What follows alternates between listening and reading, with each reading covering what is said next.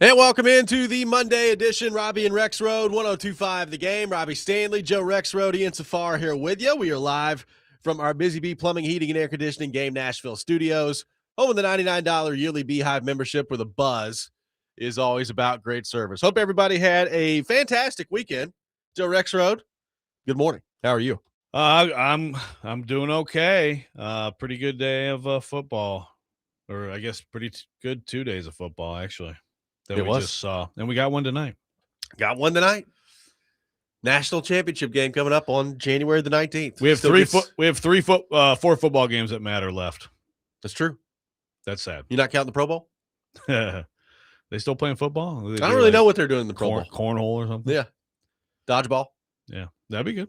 I'd like to see it. Ian, how we doing? What's going on? Oh, good morning. Happy Monday, everybody. It's cold out there. Bundle up. But, man, just if you don't have to make picks for games, don't make picks. It can ruin your watching experience. If you don't have to make them, this is why I stopped playing fantasy football for probably about 10 years, because it was ruining how you watch games. Would you like to watch the game and just enjoy the game for what happens? Or do you have to sit there and really want to root for something to happen to break your way for your pick every game? So I would just advise the people out there, after a terrible weekend of picks for myself, if you don't have to make a pick, do not pick games. Do not bet. Just watch the games and enjoy it. How bad was it? I think I got them all but one. I think I only went 1-5, depending on tonight. Okay. Well, still time. 1-4. You're 1-4 right now? Yeah. Okay. And no lock again. It's like, all right, cool. Yeah, I mean, I don't want to buy Robby pizza. I want you to, so that's good.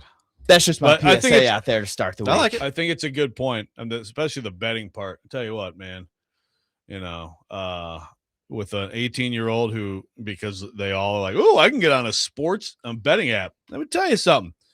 Got interesting conversations like, yeah, see, you think you know sports, but yeah, that's Turns what out happens. you don't. Yeah, you can know sports, and that's why the house wins, buddy. That's why the house wins. Exactly. So figure it out. Get a job. Thank you. We got a lot going on the program today. Corey Curtis will be by for his weekly visit at 8 o'clock. We will get into the latest on the Titans coaching search with him. It appears that the Titans are down to 3 on the head coaching search, so we will get into that throughout the show today. 615-737-1025 is our phone number. We begin with divisional weekend in the NFL. Very entertaining divisional weekend. Maybe the game of the weekend, the Bills and the Broncos, the first one on Saturday, 33-30 in overtime. Although I will say Rams-Bears is pretty good too. Yeah, it's either one. I can tell you which one was not the game of the weekend. 41-6 for the Seahawks against the 49ers. Yeah. That one does not qualify. No, it did not. Niners, I think, finally just kind of buckled under their own weight there. They sure did. And the Seahawks are good. They're really good. They would have blown out the Bears. So I think so. For anybody who likes the Bears, take heart. You didn't want to get smoked at Seattle anyway. Also, give me a call next time you win a playoff game. But we'll see. There we go. There we go. Let's start talking trash about the Bears right away. Patriots win 28-16 against the Texans. Mike Vrabel now 1 win away from a trip to the Super Bowl in his first year in New England. We will get into that a little bit later in the show. So, Joe, with all that in the backdrop, you can take it any way you want to take it. I mean, Bills-Broncos, really good game. Josh Allen's turning the ball over all the time. You get to the overtime, you've got the catch that wasn't a catch that ended up being an interception that plays out. And then after all of it, Denver ends up winning the game. And then like 35 minutes after the game, it's like, hey, so Denver's going to the AFC title game. They're hosting it. They're feeling good about themselves. And, oh, by the way, Bo Nix broke his ankle, and he's out the rest of the year. And Jarrett Stidham going to be the starting quarterback in the AFC title game.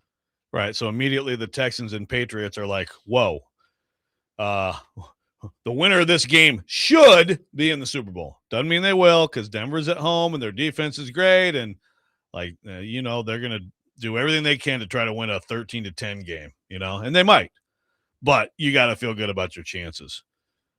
First of all, I mean, I think my biggest, since the dominant conversation in the NFL is quarterback and franchise quarterback. I mean, my biggest takeaway from this weekend is Josh Allen.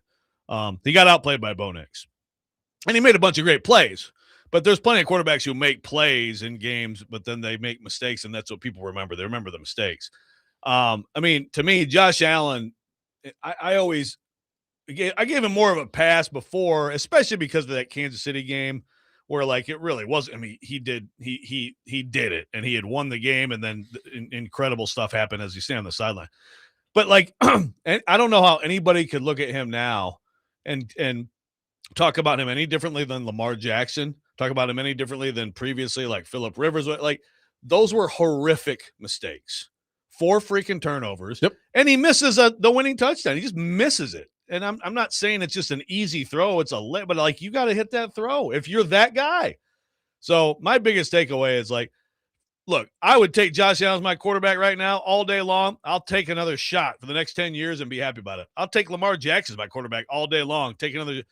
So I don't buy that you can't win with them. Yeah, you could, but they still have to prove it, you know? Sure. And I think that there's no difference now between those two. Well, and it's also amazing that, you know, Bo Nix is in year 2. I understand he just got hurt, but Bo Nix in year 2 has now led his team to the conference title game. Drake May in year 2 has now led his team to the conference title game. Caleb Williams in year 2 was an overtime away from leading his team to the conference title game last night. Now he threw a couple of picks in that game that were big too, including one, 3, the last right? one where DJ Moore just stopped running. It was interesting on that route. But like the young quarterbacks, we talk about if you're a Titans fan looking for some hope, young quarterbacks around the league right now, I guess you could view that either way you want to. It's like, well, the young quarterbacks are looking pretty good and having some success. And the other side of that is, wow, the young quarterbacks are looking pretty good, and we have to go through them if we're the Tennessee Titans. It's kind of amazing. Yeah. Of course, there's another young quarterback, C.J. Stroud, who is, I mean, I don't know what's going on. How many turnovers did he have? He had 4. He threw 4 picks. 4 picks? Yeah. Did he lose a fumble too, or is it just the 4 picks? Just the 4 picks. Just the 4 picks. I mean, and that's the thing is like that defense was good enough to win that game for them. It was. Sure. That defense could have won that game for them. I just saw a thing. I saw Danny Parkins on a thing on Twitter saying this stat, so I'll credit it to him. You know, there are people who have pointed out, you know, C.J. Stroud does have 3 playoff wins, which is fair. He does. According to Parkins, the defense allowed 32 points in those 3 games, and the defense scored 32 points in those 3 games. Like they have a Super Bowl winning defense. And I don't know what's going on with Stroud. Obviously, it's not like he was terrible all year, but he has not been what he was as a rookie. They fired an OC. But yesterday, again, a couple of them I give him a pass on. Even the one, like the lollipop one, he got hit, you know. But a couple of them are just like, how could you make that play, man? You can, in a game like this, and May got sloppy too, but like in a game like this, when the weather's like that, like you just have to be as conservative. When you have that defense, you just don't give the other team the ball, and you're going to win. They should have risen above it and put in my guy Davis Mills yesterday. They wouldn't have to worry about all that stuff. He's not turning the ball over. I saw people saying that. I mean, I think people seriously thought. I did not seriously think they should do that. You know, I don't think, like, especially once you get behind in a game, like you dance with the one who brung you. Okay. But that's something they got to figure out, because that's like right now you're wasting. We always talk about wasting like a great quarterback or whatever, you know, wasting Burrow, whatever. Yeah. Like they are wasting right now an incredible defense. Like they are, that defense, especially with like Toto playing the way he did yesterday. How about Alshire, the former Titan legend, just out there crushing people? Naquan Jones out crushing people. But I mean, like that is an incredible defense. I mean, if you're a Titans fan watching divisional weekend, you had a lot to watch. I mean, Kevin Byers back there making plays for the Bears. You know, obviously Vrabel, there's him, and then there's several Titans that he's got, and we'll get into that a little bit later in the show. But it's pretty it was pretty loaded with some former Titans throughout the weekend. You can see how they used to be good. Yeah, you can. Wasn't that long ago, and now they're all helping other teams that are good. So you got the Broncos and the Patriots coming up in the AFC title game. Jared Stidham leading the way for Denver. Schefter put this out there last night. That's 15 years in a row that either the Patriots or the Chiefs have now been in the AFC title game. That's wild. So that is pretty incredible when you think about it that way. And so for I think a lot of the NFL fandom, it's like, are you serious that the Patriots are sitting here? But let me just say, I get that. Please, like if you're not a Broncos fan, how could you possibly want Jarrett Stidham in the Super Bowl? Like, Good point. we cannot have a Jarrett Stidham in this. Like Nick Foles, because he's already been tweeting about this. I saw it. Great story, but Nick Foles had been a successful starter in the NFL just a couple of years earlier, dude. Like Nick Foles could play. Jarrett Stidham in the Super Bowl is a national nightmare. So I'm sorry, y'all gonna have to get behind Vrabel. Need Vrabel in the Super Bowl just to avoid Stidham. I mean, Stidham, let's see here, 20 career Well, games. I just want to see a game. 8 touchdowns, 8 picks. The Quarterback record of 1-3. The thing is, like the Broncos could figure out on one day. I know a way to their win defense that game good. with their defense. They could figure it out, and then they're going to lose by 40 to either of those teams in the Super Bowl. So we need it to not happen. I will say, part 3 of Seattle and LA, very much looking forward to in the NFC title. Me too. And as great as Seattle looks, if anybody remembers, it wasn't that long ago. The first meeting or the second meeting.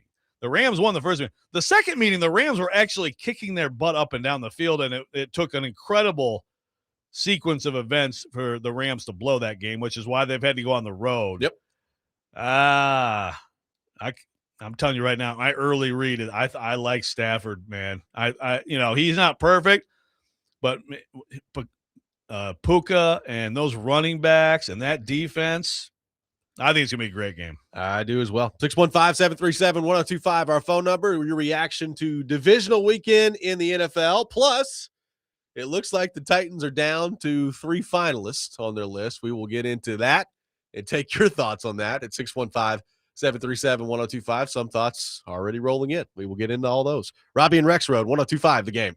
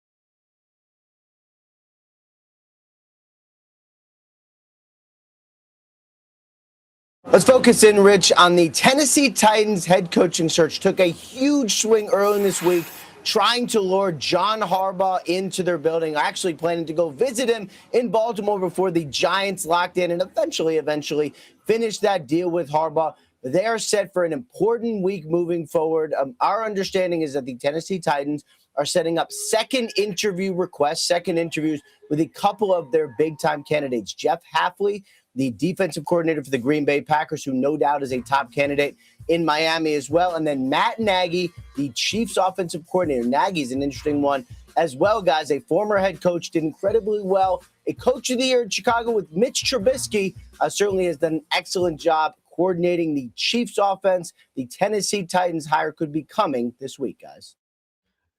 That was Ian Rappaport of the NFL Network discussing what the coaching situation now looks like for the Tennessee Titans.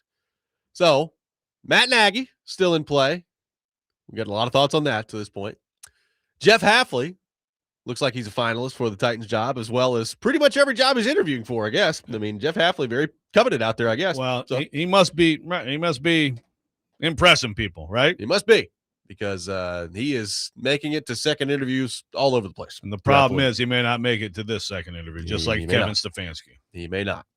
And then there's Robert Saleh, who was supposed to have a Zoom yesterday and now is coming to meet with the Titans in person today. So you've got Saleh out there, you've got Matt Nagy, and you've got Jeff Hafley.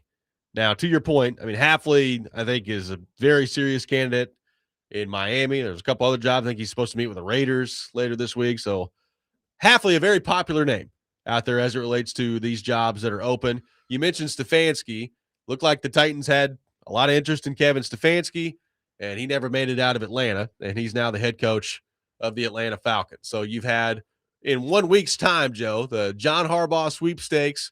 You wondered what was going to happen with Kevin Stefanski. He's been hired by the Falcons, and now it looks like the next Titans head coach is probably going to be one of Matt Nagy, Robert Saleh, and Jeff Hafley. So what do you make of where we now are in the Titans head coaching search? Well, I've seen it on the text line, so we'll go right there. And I totally get this. Let me give I don't know, no name on this texture says, how insane will Titans Twitter be if they hire Matt Nagy as the next head coach and Vrabel wins the Super Bowl? Yeah, that would be quite a combination of factors for Titans fans. There's a very strong anti-Nagy sentiment out there. Yeah. You know, we did our top fours on Friday, and maybe I can actually go find those. You know, I had Nagy as my fifth. My question, well, my number one is McDaniel. So my question is, did he just flame out? Like, is he just, or were they looking at him? Was he really like a secret OC interview? I mean, again, I probably talked myself into it a little bit too much, but I'm a little bit stunned that he wouldn't get a second interview. But I also had Saleh, Stefanski, and then McCarthy. Apparently McCarthy. I'm a little surprised by that too. That apparently McCarthy that's just it, one and done. And thank you for coming. You're just like Jason Garrett. Appreciate you. So of the three, so the Nagy thing is going to make people angry. I like Saleh. I like hearing that they went Zoom. No, come out here, man. Let's get serious about this. I will quickly remind people, again, I like Saleh better too, especially with Nagy, like not wanting to be the play calling. I just, to me, that takes away some of his appeal. But, you know, Matt Nagy was actually quite a bit more successful as a head coach than Robert Saleh. Can we at least agree on that? Like, people are acting like the Saleh, oh, yes, and Nagy would be a disaster. I mean, it's really close. Can we all agree on that? Like, I would prefer Saleh too, but in either case, you have some hope and you have some questions, right? Yeah. Well, I mean, with all these guys, like, look, right. I like Jeff Hafley.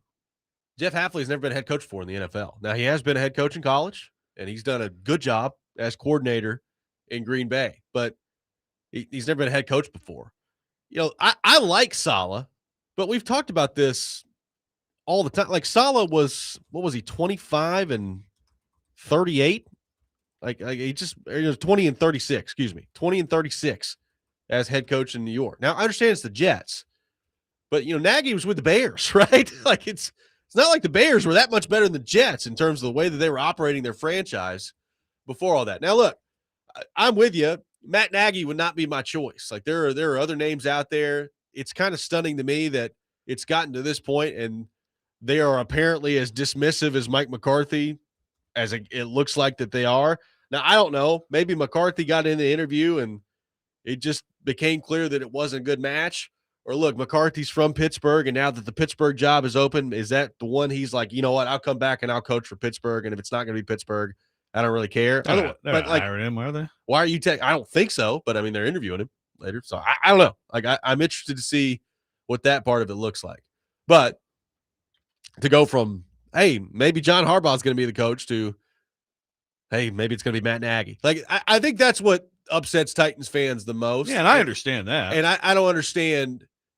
It doesn't necessarily mean that it went down this way, but if they get through this entire process, and we've talked about this from the jump, if they get through this entire process and they've interviewed all these people and they end up hiring Matt Nagy, who was buddies with Mike Borgonzi in Kansas City anyway, I think Titans fans are going to have a hard time getting past that. They're going to be like, oh, we just went out there and he hired his buddy. Whether that's the case and he actually believes that he's the head, like I would assume if Borgonzi ends up hiring Nagy, that he believes he's the best man for the job. I do know optically that's going to be a tough sell for Titans fans if it goes down that way. And that's fine. But I'm gonna go ahead and reject and I've seen it on the text line here. I saw it on Twitter some. Just to me, it's not using your brain here, which is like that. This was like always going to be the thing. Like, if that's what you think.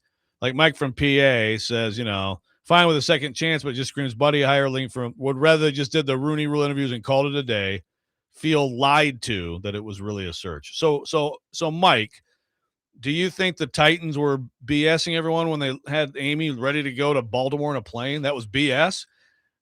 Let's go pretend because it's going to be Nagy. Woohoo! I mean, they would have fallen all over themselves to have John Harbaugh be their head coach. I mean, come on. They didn't get him. Too bad they didn't even get him to come here. Yeah. So whatever happened on that, whatever. But I believe that they were interested. I believe they were interested in Kevin Stefanski. I believe that they are actually doing a search. If you don't believe they're doing a search here, I mean, it's just it doesn't. There's no logic to that. Again, Mike Borgonzi. GMs don't get second chances. They rarely get second chances. You have to get this hire right. So if it's a buddy hire, quote unquote, it may be that they're relegated to him or they obviously believe that he can do the job. I mean, I like what you're saying is like you go from Harbaugh to that, or you're watching Vrabel do this and it's nagging. It's like, wah, wah. I get that. But also like, it's not like it's out of this world that you would like if Jason Garrett got the job, then I'd be okay. Okay, you guys freak out. Yeah. Freak the hell out. But Nagy, now someone is saying he doesn't appear to be a serious candidate for any other team. I don't know. I thought he had some other. Did he not have interviews? He's had interviews, but yeah. I mean, I guess not a. He's not a finalist where he's a finalist for. Yeah. So well, I mean, look, there's no question that the relationship, the knowledge, is a part of this, but I think optically you're right. And then you get into what Ed is asking, which he's saying, I'm trying not to believe this, but do you think Amy puts pressure on Borgonzi to not hire Nagy due to public sentiment? I would hope not. I mean, I hope that she allows him to have a search. Sure. I mean, I don't want the owner stepping in and being like, hey, the fans won't like this, so don't hire them. Like that's a great way to be a bad franchise. It's a great, continue to be a bad franchise. Yeah. I mean, look, I'm not saying that you just always totally ignore the fans because they are your customers. Like their feedback is important, but I don't think you're making coaching decision based on what the fans want, right? Like I hope not. That's not a very good way to operate a franchise at that point. And to your point, like, look, Nagy, frankly, would not excite me all that much. That doesn't mean he can't do a good job. I think people probably would be more excited about Robert Saleh, especially depending on what does the OC look like. Like if it's McDaniel, I think that people would be way more open to that. But look, guys, I have no idea. Robert Saleh, to this point, has demonstrated to be a bad NFL head coach. Like, I have no idea if he's a good NFL coach or not. I mean, you can blame that all on the Jets if you want to, but the record is what it is at this point. His defense wasn't very good the other day either. By the way, There's that. they are a little bit banged up. But yeah, he's my top remaining choice. But I don't have some Grand Canyon between him and really anybody else. I'd like to know. Now, so there's some. We know McCarthy. Someone report McCarthy has a second interview. I With saw the Titans. Well, yeah, Koharski put something last night, like despite reports or one other report or something, McCarthy's not getting one. But I don't know who that is. Yeah, I don't know. I don't know who that is either. As far as I know, no, that's not the case. Okay. Ryan in Florida says, I misread it. They took him to dinner and interview the next day. Okay. All right. But there was somebody else asked too, I think, on the YouTube chat. I don't think McCarthy, I think he's out. I mean, it's looking like it's going to be one of these three guys at the moment. Now, I guess at some point this week you could change your mind and say, oh, you know what? Let's just bring McCarthy back in here and do another interview and try it again. But at the moment, it looks like it's going to be one of Nagy, Hafley, or Saleh to be the next head coach of the Tennessee Titans.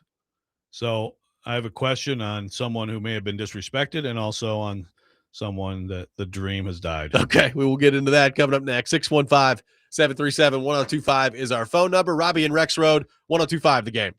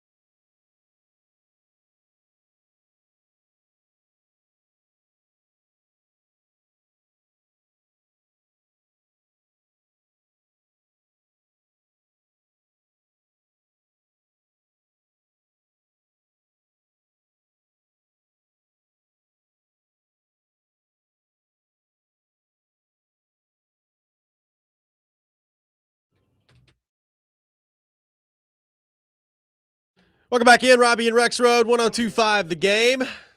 Taking your thoughts on our phone and text lines driven by WilsonCountyHyundai.com. 615-737-1025 is our phone number.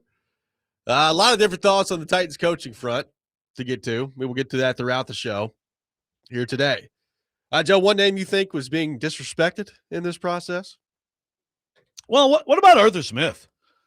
He wasn't like a top choice for me, but at the same time, I guess I still expected him to be a finalist. I guess it kind of comes out like, okay, how many finalists do you have to have? Well, let's see. Right? I mean, 3 is probably fine, but yeah, we have 12 finalists. We've taken it down from 20 to 12. Yeah. And then we have 6 super finalists and 3 super duper finalists. Yeah. I don't know. I just thought I thought Arthur Smith, again, he was not. I mean, we did our top 4, and then I said Nagy was my 5th, and Arthur Smith was nowhere to be found. So I guess I'm disrespecting him too. But I guess I kind of thought the Titans might take him more seriously. And then the dream that died, of course, is the dream that you get to continue to live, which is Matt LaFleur as the long-term choice of the Green Bay Packers. How long is that extension? Do we have a number on that yet? No, I haven't seen. Okay. Let's hope it's a been very decade of hesitant to joy ahead for you. Yeah, it's Jordan really exciting. Love. Saw that news come down. I guess that was Saturday. I was like, oh, good. This is great. Awesome stuff. Yeah, I mean, Arthur Smith, to me, has never really been all that fascinating of a candidate. I think people have tried to make him so because he was the offensive coordinator here. Like, you know, he didn't do that well as a head coach in Atlanta. You can blame that all on the quarterback if you want to. I think he shoulders some blame in that. But I think we're getting back to the, Joe, that, like, when you take Harbaugh out of the situation and you look at all these other guys that are out there, there's not a perfect candidate, right? Like, I think at this point, no matter who the Titans hire, you can talk yourself into that being a really good hire for the Titans. And you can also approach it from the other side of like, well, look at what happened when he was a head coach, or in Hafley's case, well, he hasn't been a head coach in the National Football League, right? Like, so I think we've reached that point. Like Hafley, I mean, Hafley's interesting to me. Clearly, with as popular as he seems to be with these teams now, he is turning some heads in the interview, clearly. So is he going to make it here by the time Tuesday rolls around where he's actually getting to the point where you're interviewing him? Or, I mean, the other part of that, Joe, is the Titans. Do they deep down want to make an offer to somebody today? Like, do they want Saleh to be walking out of the room as the head coach today, or Nagy today? Like, are we going to find out today that the Titans have hired their next head coach?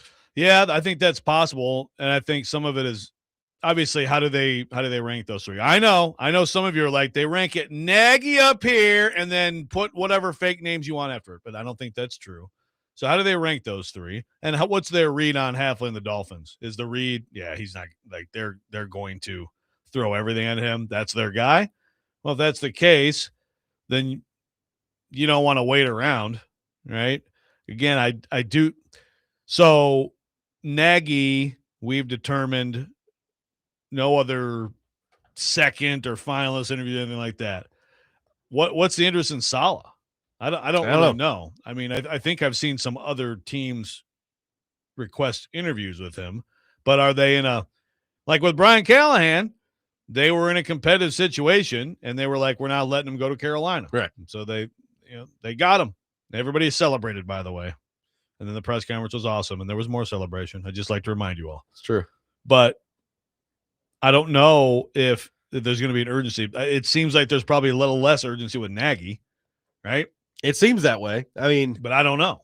Yeah, I on the Saleh front, how popular of a candidate is he going to be moving forward? I mean, look, the Baltimore job still open, Pittsburgh job still open. I mean, there's some good jobs that are open out there. So what is that? Where are those teams circling back around to?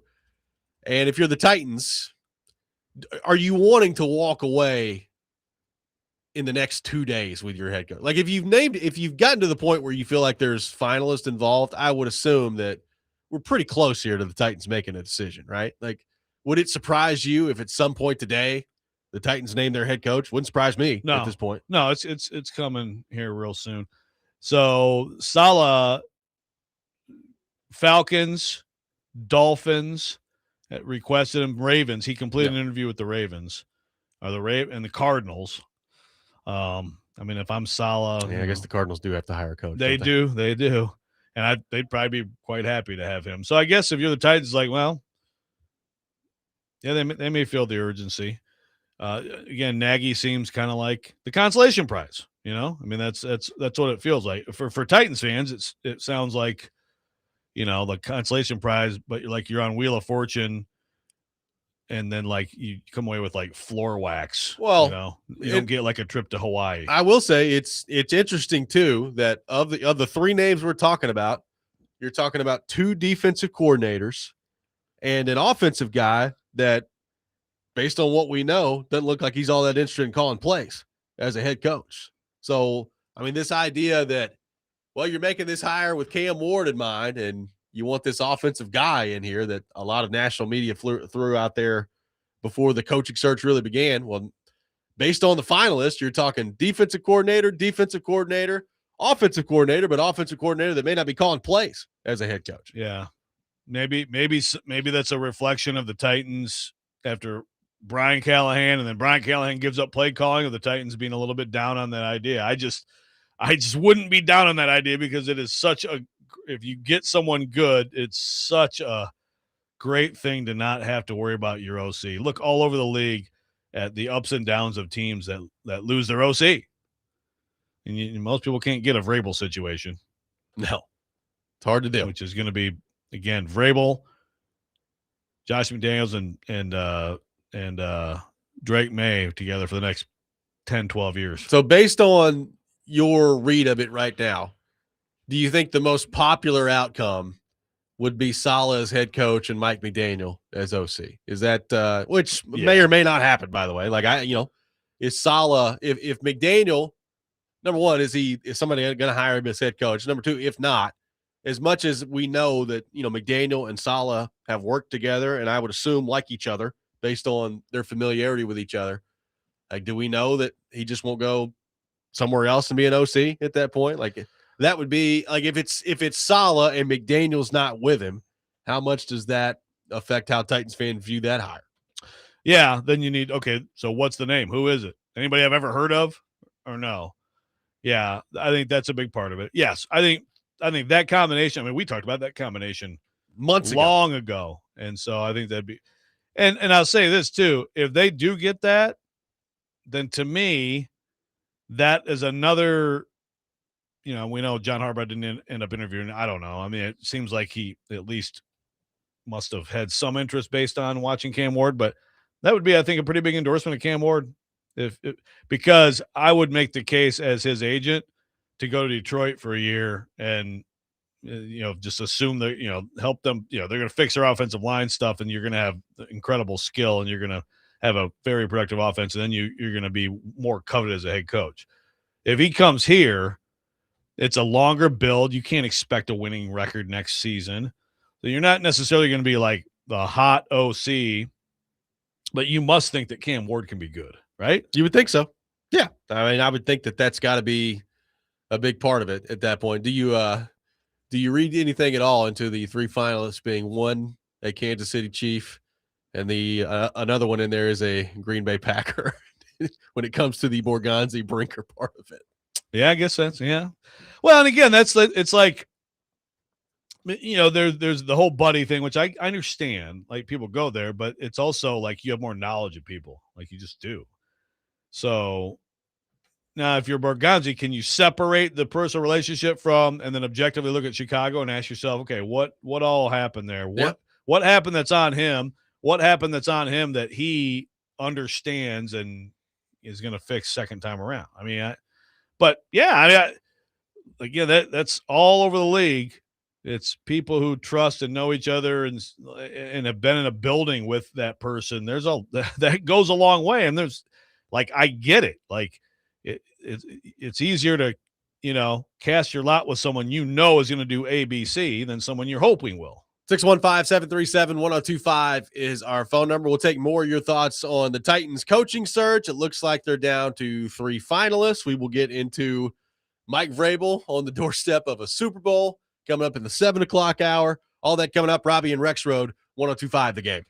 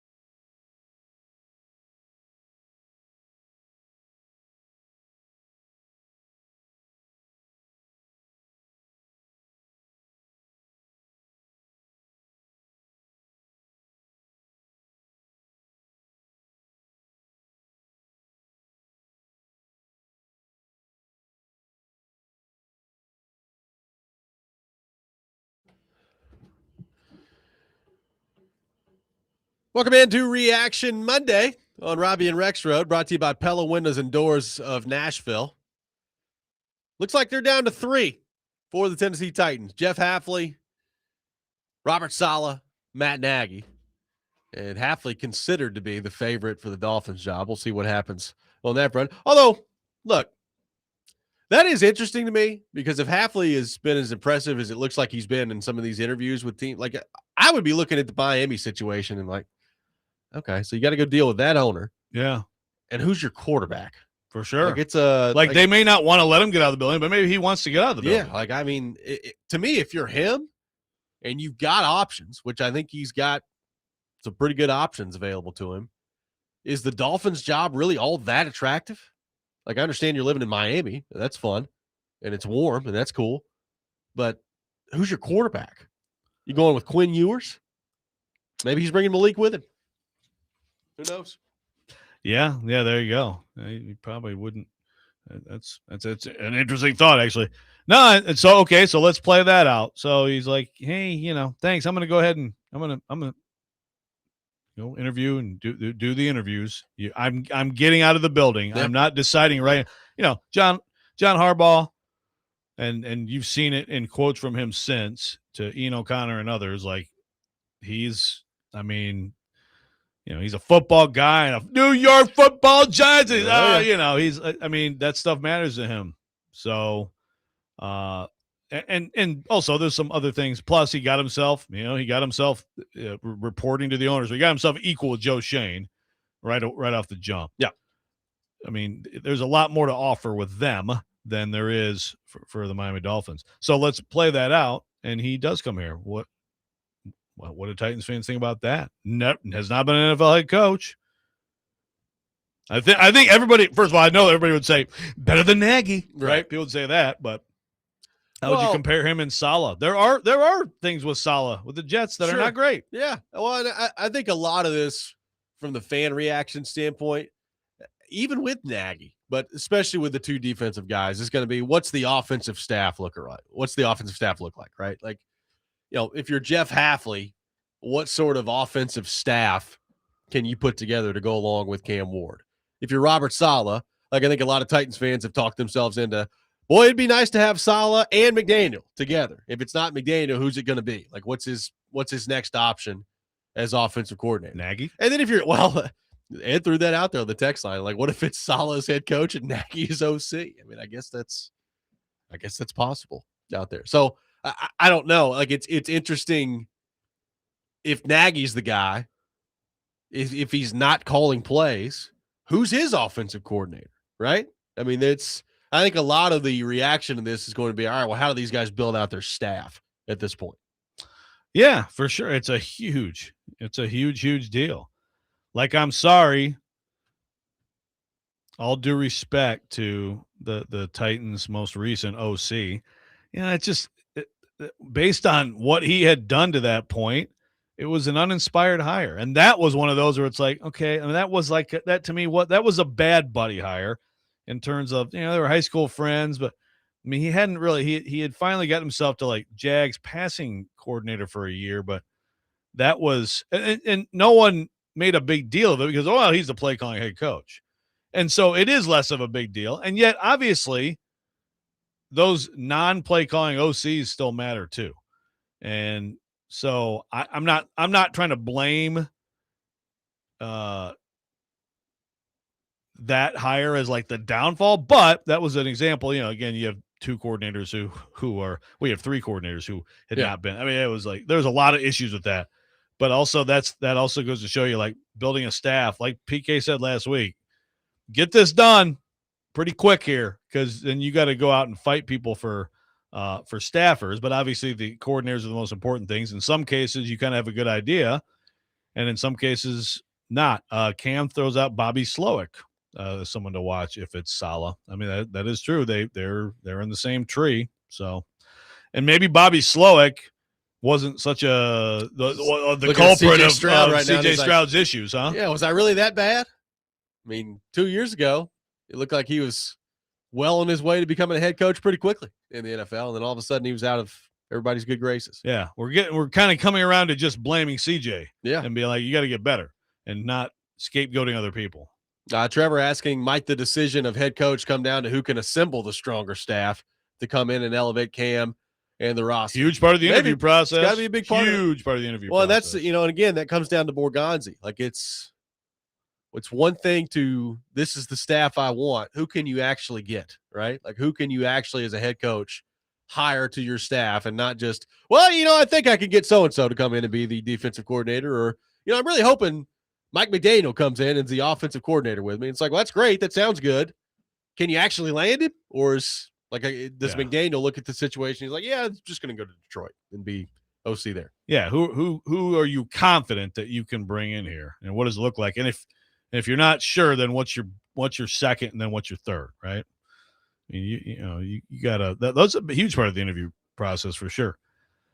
So I think there is some, like, just dismissing Hafley, Dolphins, but I think you're right. It's like the Dolphins would have to really have some interesting answers that I don't know how they would have them right now to make him just be like, yeah, I'm just gonna stay right here. Well, I know you really can't operate this way, but I think this goes into like when you're weighing the attractiveness or not of the job.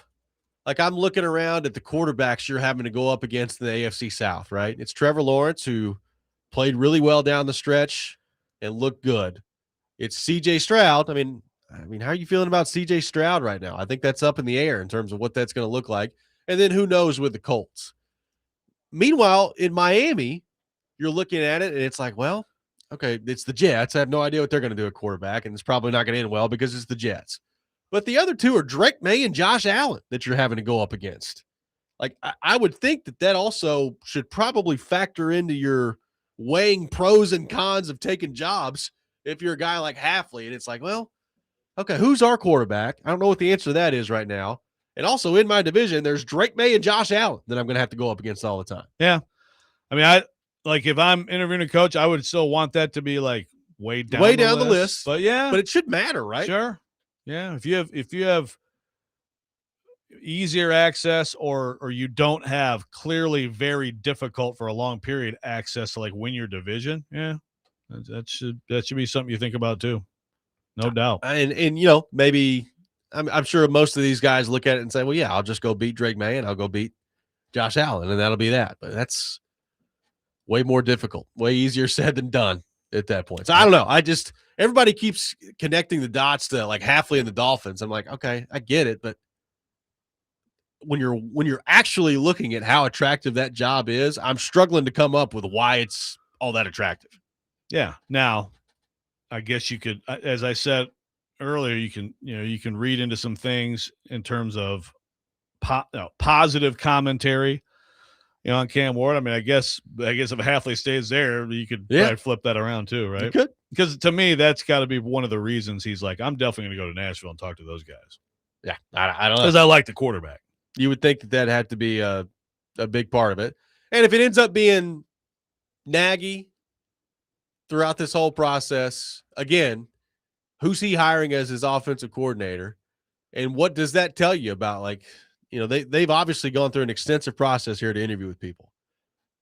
What does it tell you about the perception of Cam Ward if they end up with Matt Nagy? Because I know Titans fans are going to be like, well, it's going to be Nagy the whole time. If that's who they end up with, there's a significant portion of the fan base going to be like, well, okay, so it's just going to be Nagy the whole time. Yeah, it's going to be very, very annoying. It is. But it's going to happen. Like, very annoying. That's what it's going to be.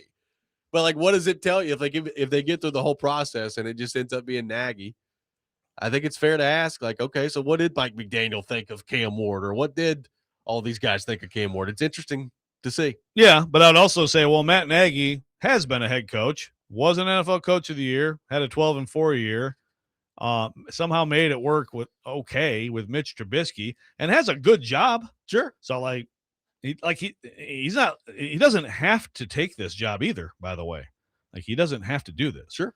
Matt from Fairview asked a good question. How does a candidate like Halfley just come out of the woodwork this year? Is it schematics, communication? What makes him such a strong candidate across the league? I don't get it. Well, look at Mike McDaniel, and who is probably going to the Super Bowl next week with the Seattle Seahawks. Kind of the same thing, right? I mean, Mike McDonald. Shoot. Yeah. Oh my God. Not Mike McDonald. A lot of Mike Max. With Mike McDonald. Thank you.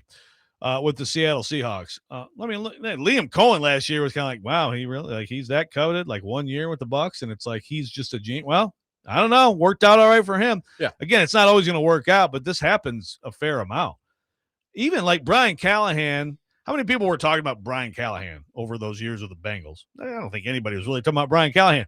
He finished first on this player survey of like coaches, like, basically like players love the guy. Yeah. And, obviously he had success there and stuff, and he's a coordinator, never been a head coach, and he was a play caller, and boom, he was a coveted candidate. These coordinators, again, I went through the whole league. I don't have time to do it now. Do I have time to do it now? Sure. Okay, fine. All right, let me see if I can find my notes, because it is pretty crazy. Like, you go through the whole league. Okay. Sean McVay, Kyle Shanahan, Kevin O'Connell, Mike Vrabel, Sean McDermott, John Harbaugh, Mike Tomlin, Matt LaFleur, Nick Sirianni, Dan Campbell, Shane Steichen, D'Amico Ryans, Liam Cohen, Mike McDonald, Ben Johnson. How good are those coaches in the NFL right now? Pretty good. All of them hired without having a drop of head coaching experience. I mean, this is really, it's primarily how it's done in this league. Well, and Halfley specifically, like I mean, I could just tell you the players love him. LaFleur seemed, and I know sometimes coaches say this, but LaFleur, like at his end of season press conference, was like, yeah, he's going to get a head coaching job. Like it's just like he's going to get one. And look, he's a defensive coordinator of a defense that had Micah Parsons on it this year, and for the most part was pretty good until they just got absolutely decimated by injury. He has been a head coach in college before. How much does that matter? I have no idea. But again, I think you look at the context clues around it. Clearly, in the interview process, he is wowing people because he is a serious candidate for all these jobs. And you don't become a serious candidate for all these jobs in the NFL if you're not pretty darn impressive in the interview process. Right. Like if you don't have very specific answers that are like, oh, okay, Yeah. I like, I'm picking up what you're putting down. Real quick, the single gentleman says it's not a Cam thing, it's an Amy thing. People want stability. Yeah, I mean, look, I'm not saying that like Amy isn't something that people talk about and say, I'm not sure about that owner. But, if you think the quarterback's good and that you can win at a place, again, if you win, the owner's not firing you. That is true. At least most of the time. Yeah. Well, yeah. Unless you're a 615. GM who's you know what we're talking about. 615-737-1025 is our phone number. Mike Vrabel. Only thing that stands between him and the Super Bowl in his first year in New England is Jarrett Stidham at quarterback for the Denver Broncos. What do we make of that? We'll get into that coming up next. Robby and Rexrode, 1025 The Game.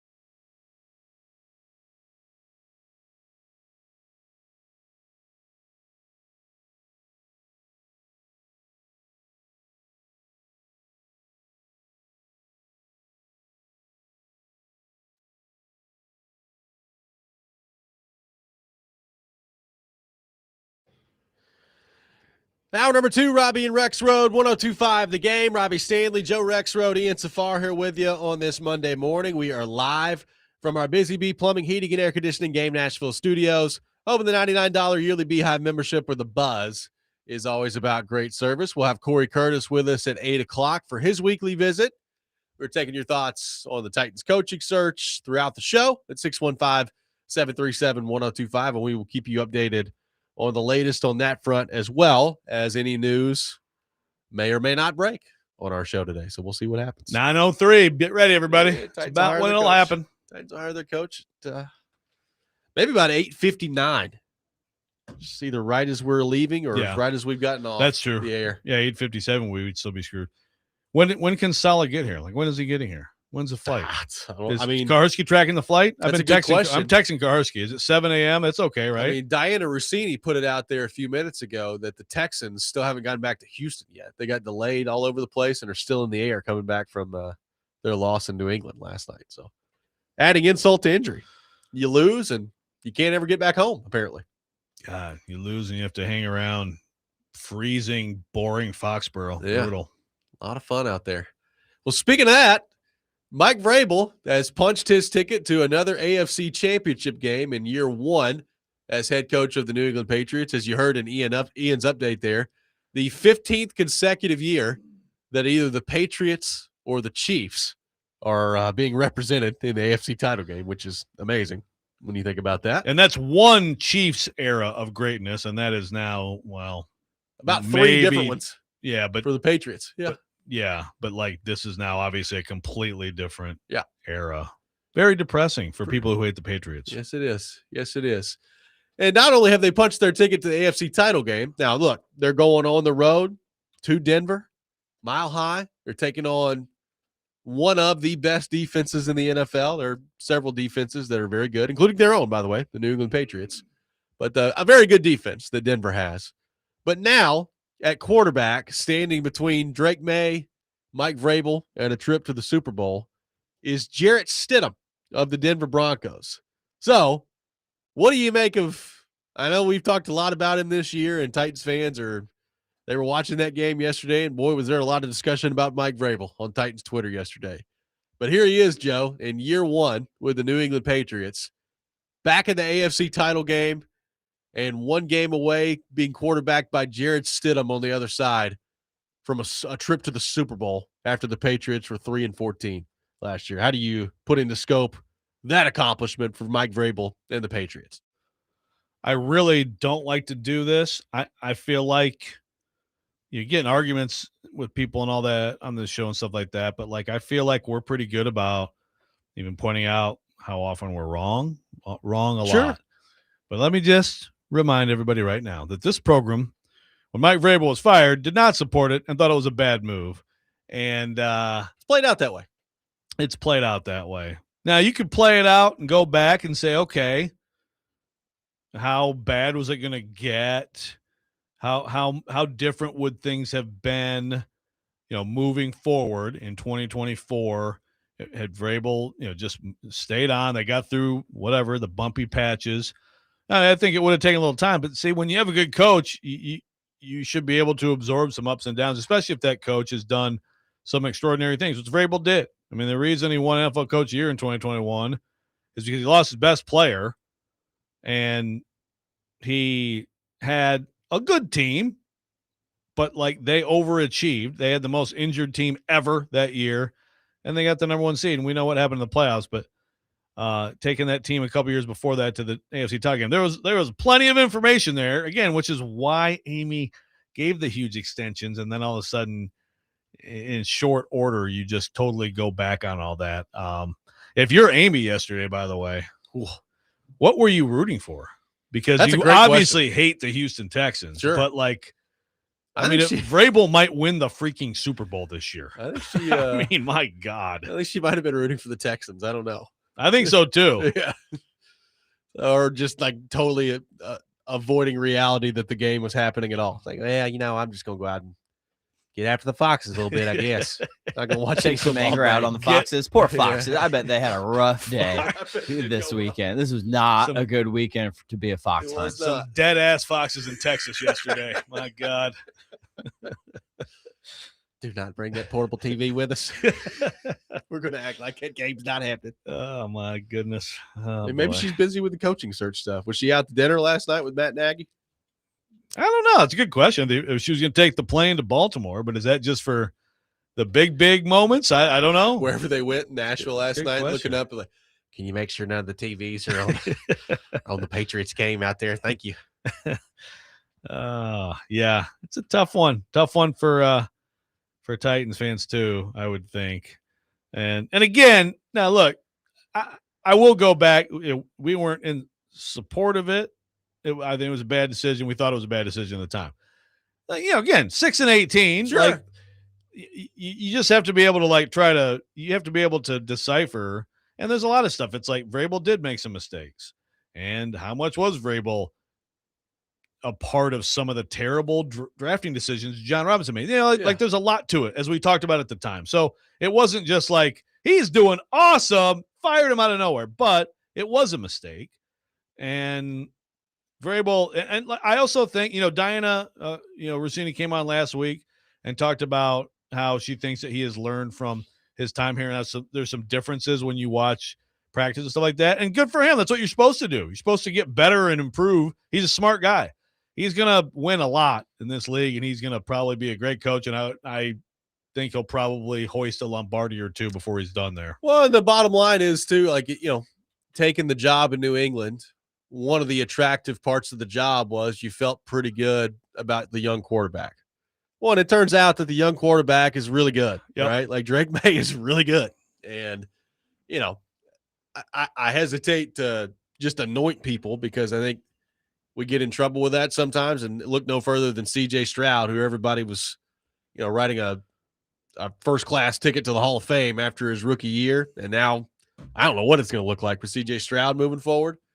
But the bottom line is Drake May had an outstanding year this year, and it looks like the pieces are in place with him where he could be a really, really good quarterback in this league for a long time. And, obviously, like Vrabel deserves a lot of credit, and they've changed over the roster, and they spent a lot of money, and they added to all that.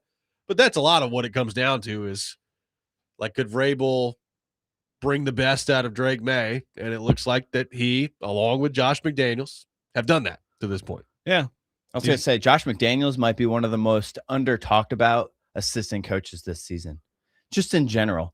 Think about what is his long-term projection as the next head coach? No, he won't do it. He will not get another chance. So how long could he be the OC for the Patriots? He's gonna he'll 20 and Vrabel. years? Well, I don't know if Vrabel going to coach that long. He'll be there with Vrabel as long as. Unless it goes bad, and then. But yeah. Think about how the combination. Oh yeah, that could be with May, McDaniels, right? Yes, yeah. And Vrabel. That's something he didn't have here, that he might be able to sustain there. The offensive system, the offensive coach, the quarterback guy that he didn't really have here. Right. It's incredible to be able to have a two-time completely bombed out head coach guy be your OC who's really good as an OC. Again, Tom Brady said it a million times, and people are just like, yeah, it's just because you're great, Tom. No, I think Josh McDaniels was a big part of that success back then too. And then he just obviously can't handle the CEO aspect of it. George from Murfreesboro on the YouTube chat is saying, why is it the fans' fault for Amy firing Vrabel? No one's saying it's a fan's fault. I'm just saying, this is a little bit of a told you so for people who are so excited about it. The fans didn't fire him. Amy fired him. She made a mistake. And now must have the point is, Kuharski's brought this up a couple of times too. Like this next coaching job, this next hire that they make, it's not really about being better than Brian Callahan. Like it should not be that hard to be better. Like I'm not excited about Matt Nagy if he ends up being the coach, but I think he's probably better than Brian Callahan, right? Like I don't think it's a high bar. Sure. But you have fired He's demonstrated Vrabel. Success. Like you fired Vrabel because you wanted better. So you better, I don't know that you're going to get better, but you better hire somebody that comes in and pretty quickly demonstrates that they're good and they're pretty good for this job. because, look, how realistic is it? Vrabel just took the Patriots from 3-14 to 14-3 and in the AFC title game. How realistic is that for the Titans based on where their roster is right now? Probably not very. But like, you better, this coaching hire, that like, there needs to be some pretty meaningful progress next year. No question. And obviously, how do you have the turnaround like that? You have it a lot of it because of the quarterback. Sure. And that's the big hope is that. And Drake May, it's not like he was like, oh my God, this guy's going to be great as a rookie. Later in the year, you kind of sort of see it a little bit more, but that's the big hope, right? Is that Cam Ward makes a Drake May-like jump from year 1 to year 2. 615-737-1025, our phone number. Your thoughts on Mike Vrabel back in the AFC title game and now 1 win away from a trip to the Super Bowl in year 1 as the Patriots coach. We will get into Miami and Indiana in the national title game coming up tonight a little bit later this hour as well. All that ahead. Robby and Rexrode, 1025 The Game.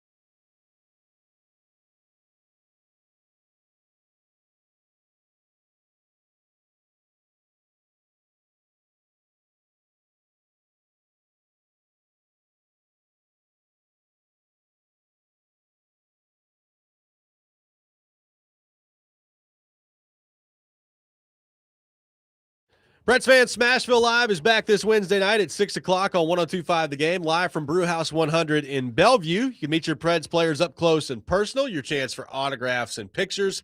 That's this Wednesday night at Brewhouse 100 in Bellevue, and only on 102.5 The Game. We'll have Corey Curtis with us at 8 o'clock, taking your thoughts at 615-737-1025, our phone number. Mike Vrabel back in the AFC title game and is now a victory against Jared Stidham at quarterback away from a trip to the Super Bowl. Now, I guess, Joe, this does set up for potentially, would this count in your mind as a Vrabel special the other way if they go and lose to Jared Stidham in the conference championship game? It is on the road.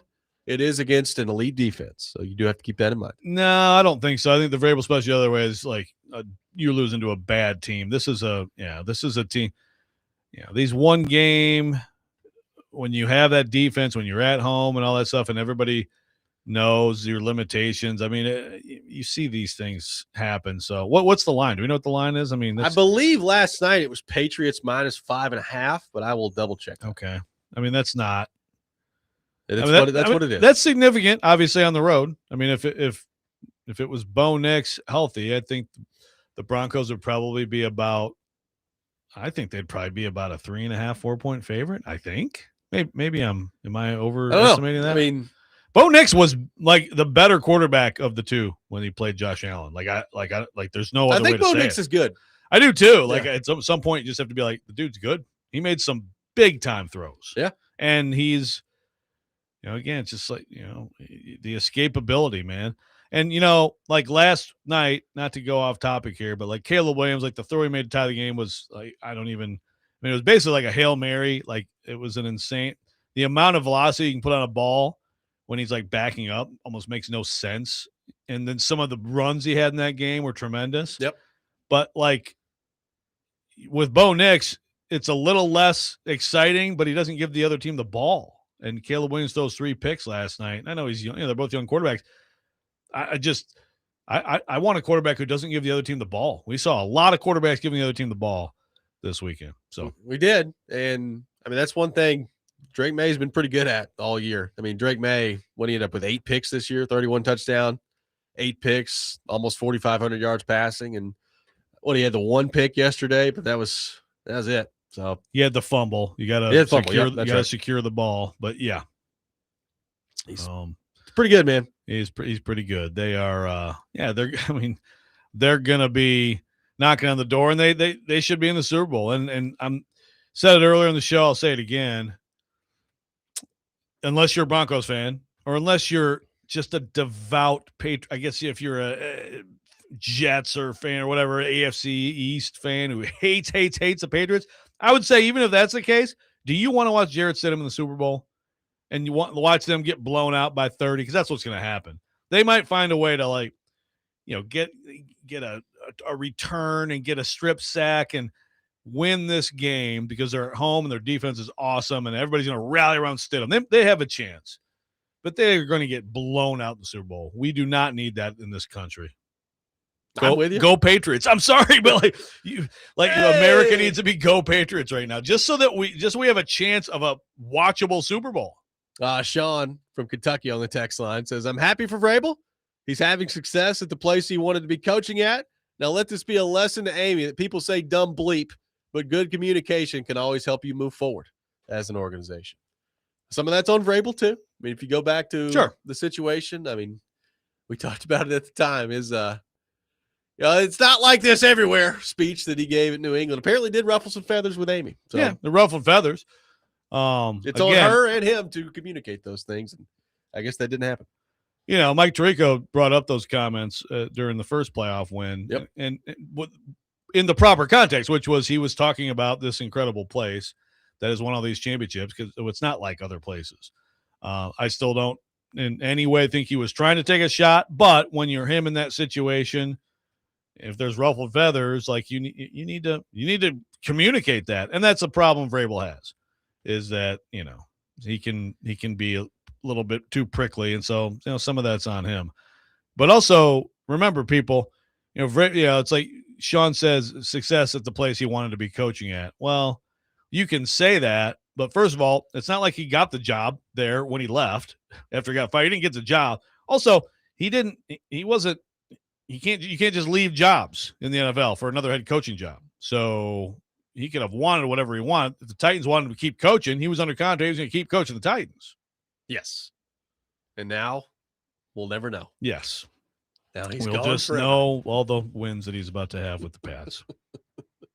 I mean, I would like if you're a Titans fan, are you rooting for Vrabel at this point? Or are you rooting heavily against it? Like, I think you'll find some Titans fans coming down on either side of it. Like, are casual Titans fans that are like, you know what? I don't really know that I necessarily want to watch Jarrett Stidham in the Super Bowl coming up. Are they rooting for Vrabel in this game, or are Titans fans so scorned, not even necessarily by him, but just by the situation that he ends up going somewhere else and immediately have success, that they don't want to listen to any part of him going on and winning a Super Bowl? That's a good question. I feel like some of it is like the Titans fans who at the time were like, please don't fire Vrabel, now would want him to win. And the Titans fans who at the time were like, yeah, he's out of here. Yay. Probably don't want him to win and make them wrong. So I guess if it's part of your argument situation, maybe that's part of what it is. But look, either way, settle in and just get used to it, because they're going to be good for a long time. They're going to be right up there. And now it's all about, can you at any point, anytime soon, become relevant in the AFC again? Well, there's that. And then after watching Seattle play this weekend, as Jabari points out on the YouTube chat, go Seahawks, I guess. I mean, they look pretty unstoppable against the 49ers. How much of that was them? How much of that was San Francisco just finally folding under all the injuries? I don't know, but it was an absolute beatdown. And whoever comes out of the NFC, whether it's LA or Seattle, my guess they will be the favorite in the game against the Patriots if that ends up being the matchup in the Super Bowl, but we'll see. Yeah, probably. Yeah, we'll see how the Patriots look this week, though. You know, the Patriots can look pretty awesome. They can. And that Niners game, that's probably the best atmosphere in the NFL. And then you get a kick return on the first play of the game, and it's, like you just said, you immediately put them in a hole. And then I think and then by the way, they have Kittle, and they have all these injuries, and it just keeps piling up. Then McCaffrey's hurt. I mean, I think they just kind of imploded. But I think the Rams are going to be right there with the Seahawks. It's a good trade deadline deal there for Seattle, bringing in that wide receiver. Oh yeah, Shaheed from absolutely New Orleans. He's made an impact for sure, yeah. Especially in the return game. Yeah, that was almost like, my God, that might be game. First yeah, play, seriously, and it kind of was. It was 615-737-1025 is our phone number. The national championship coming up tonight in college football. We'll get into that matchup coming up next. We got the rant later this hour as well. Robby and Rexrode, 1025 The Game.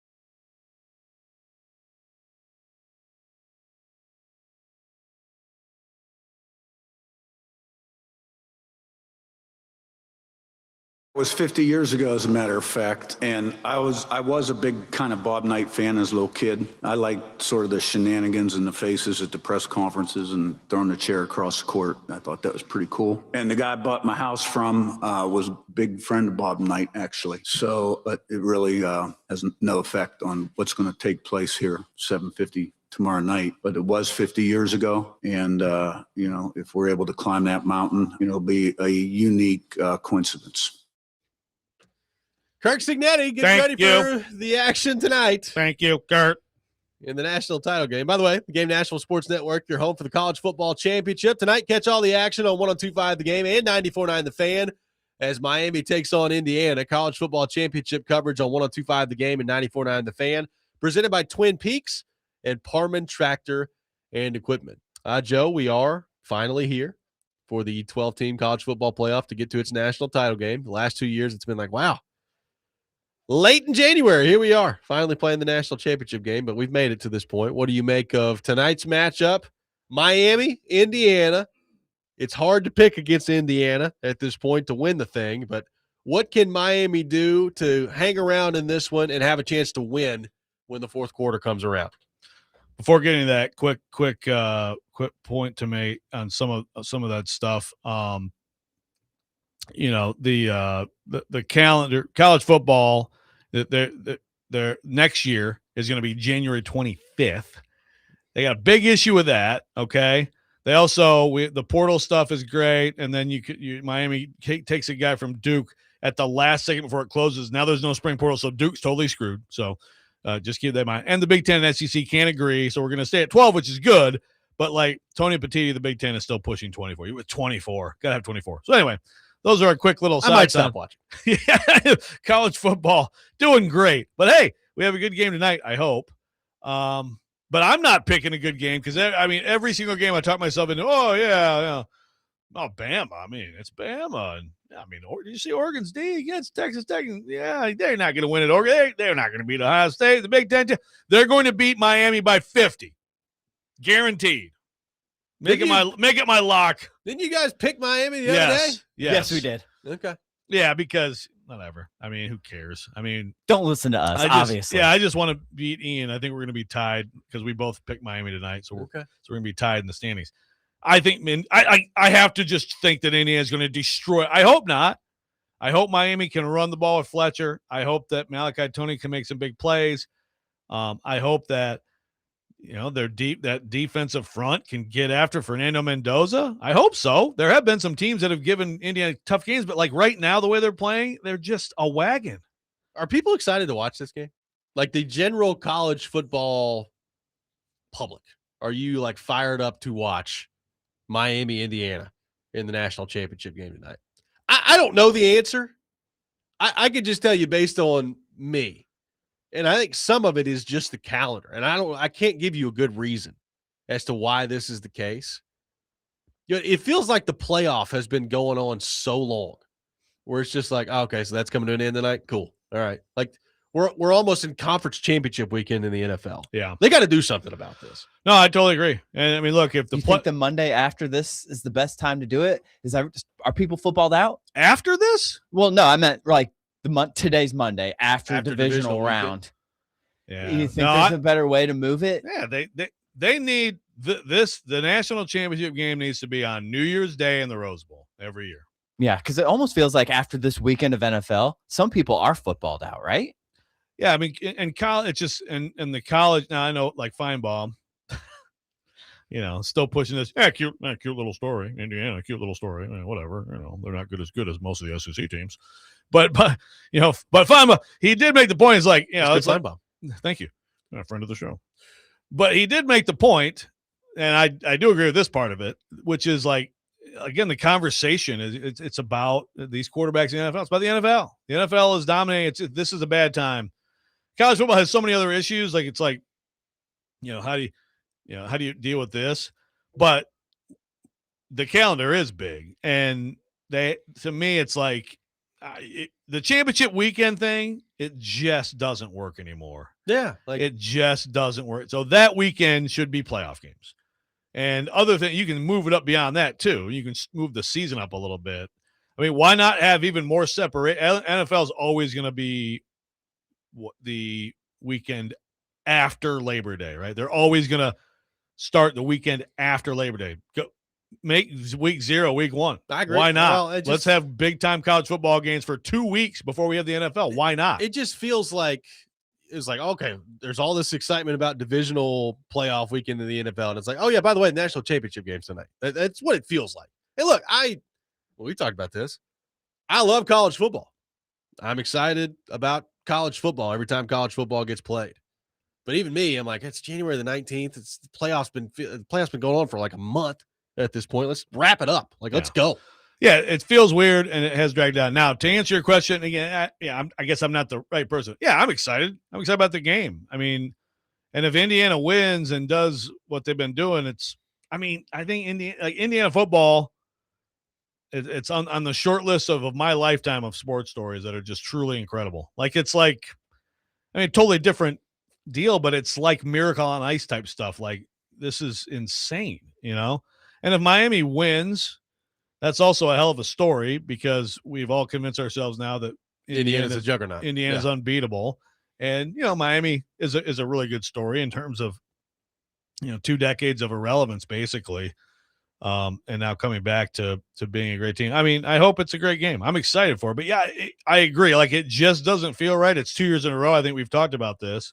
And they've got to deal with that along with a million other things, but they got to deal with the calendar. Well, and it's a big for quarterbacks in the draft. And I know here we are right again coming back to the draft part of this, but if Beck has a big game tonight, that's probably going to go a long way in determining what his future looks like in the draft, right? Right now it's okay. Fernando Mendoza, we think is going number 1 overall. And then I guess Ty Simpson's going somewhere on the first round after that. And then beyond that, I have no idea. What's the quarterback situation going to look like? Can Beck put himself firmly in the mix for all that tonight with a good performance? If Beck goes, 25 for 32 for 303 touchdowns, no picks, they win, whatever. Has a great game against that defense. That's a really good defense. And they win the game. To me, I'm keeping a completely open mind on what that might mean for him in the draft. All the way back to number 1? Going into last season, when he was at Georgia, there were mock drafts that were had him as a number 1 pick. A lot of them. Yeah. Now, those are also super early. Those are the ones you don't take too seriously because that's a lot more projection than anything, right? But still, it's not like he doesn't have the measurables. So if he can demonstrate in this run, and I think he already has. I think the last game he showed me something with what he did late in that game. I don't know. He's kind of a tricky evaluation. He's a little inconsistent, Carson. But yeah, you're like, okay, that was not a very accurate throw, but then he'll make 3 awesome throws and plays in a row, and you're like, okay, those looked pretty good. Back shoulder, accurate, nice. And then he makes a couple of plays where you're like, okay, what the heck was that? So I don't know. It's a hard evaluation. That sounds like Cam Ward. Sounds like the Miami quarterback. Cam Ward, but oh my God, now more wow than Beck, but still different type also of wows, missing throws and stuff. So yeah, I don't know. I don't think there's any big. I think some people have questioned, I guess, the mental fortitude of him, right? That's been some of it. And so again, if he finishes this deal, how do you not feel a lot better about that? I did enjoy somebody asking him at the press conference the other day whether or not he was missing any class this week. And he was like, yeah, I graduated 2 years ago. 2 years ago, I was done with all my classes. Thank you, though. Yeah. Yeah. Now, one thing that's funny about that, though, is everybody, all these seniors or people going to the draft are not in class this semester. But yeah. Yes. I haven't been in class in a long time. Let me tell you. Yeah. But the thing about that is, though, that can't be true because you have to have a certain amount of credits to be a student. So I'm just telling you what the man said. Oh, I know what he said. But yeah, I think people took that as has not taken classes. That is impossible. That is not possible. Now this semester, no one has to take classes. Yeah. So it was funny, but also people were like, oh, college football, they don't even go to class anymore. In fact, I couldn't even tell you the last time I walked on campus. I just walk in the building and play football, and I hadn't been in class in years. It's been a long time. Yeah, Well, and lifelong education. We could be in. Look, we'll see how the game goes tonight. I'm excited to see how it plays out. If it plays out the way that I think it's going to, I don't know how watchable it's going to be by the time the fourth quarter comes around. We'll see. But I think I'm going to have to power through and just stick with it anyway. Because, I mean, if this thing ends in an Indiana national championship, the post-game interview with Fernando Mendoza could be epic. And I think I'm going to have to stay up for it. Well, I agree. But what if they lose? We've never seen Fernando Mendoza in a losing press conference. That's a good point. He might even I don't know that I want to. Well, he might even be more optimistic. You know what, guys? The sun's coming up tomorrow. Zippity doo-dah. Who knows? Or maybe he'll just be like, we get to play this game again? Like, he'll just be like all Vrabel after. Who knows? Could be. I actually really want to find out what Fernando Mendoza is like after One the week loss. we're going to stink, and this guy sucks, and then I suck. Yes. So you're pulling for Miami tonight is the vibe I'm getting. I don't know. I'm pulling for a great game. I think Indiana. I just want both teams to have fun. Yeah, exactly. I want everybody to get a trophy. Yeah. No, I think I don't know. I really don't know who I'm pulling for. I mean, I'm definitely pulling for Indiana. Cignetti, to me, like, this is a great story right now, and I can absolutely see it, like, the rest of the country absolutely hating Kirk Cignetti here in about a year, right? Like, if he keeps winning, everybody's gonna be like, all right, screw this guy. Like, I'm done with it. Yeah. But right now, I think everybody's like, yeah, it'd be cool to just go watch and finish it off. I mean, there's stuff out there about Indiana cheating and stuff like that, and like headsets and all that stuff. And it's like, I mean, hey, why not? You know what? Keep an open mind, but it seems a little bit like sour grapes. You know, like there's got to be something else going on here. Keith says Beck probably taking the same classes I took: fitness, walking, and bowling. Ooh, in the same semester, Keith? Awesome. I took bowling as my PE class. I always wanted to college. take bowling. Yep. I took hoops. I just played hoops for an hour. That does not surprise me at all. But bowling sounded fun. Hey, basket fitness weaving, walking. That'd be fun. Fitness walking is I've never heard of that class. Carson, let's see your schedule. Do some fast walking. 737-1025, our phone number. The Rex Rant with Joe Rexrode coming up next. We'll have Corey Curtis at 8 o'clock. All that ahead. Robby and Rexrode, 1025, the game.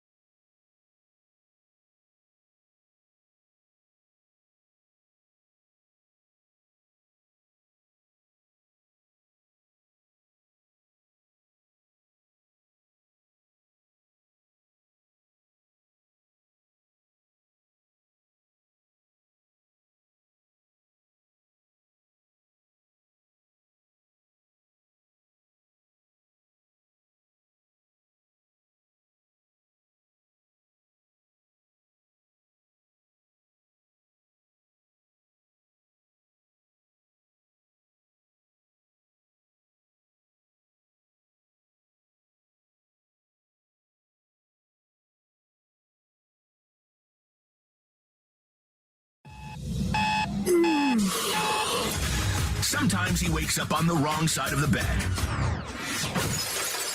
And sometimes he's just, well, Joe. Awkward moment. Let's do it. This is the Rex Rant. Now on Robby and Rexrode. So you come right in glazing Vrabel, huh? Just Vrabel glazing. Come in here and kick Rabel's ass real quick. Vrabel, smash away. You can ask me anything you want to ask me, Joe, but Good Lord, Paul, zip your pants up for Vrabel. Here's a man that has touched the hem of Jesus. Why are you holding your hands like that? He looks like he has baby hands. Wave to me, Kenny. Wave. No, I'm just saying, like, you look ridiculous. Real mature, Mike. Real mature. Give me a hug, Kenny. Joe liked that one. It was a layup, Joe.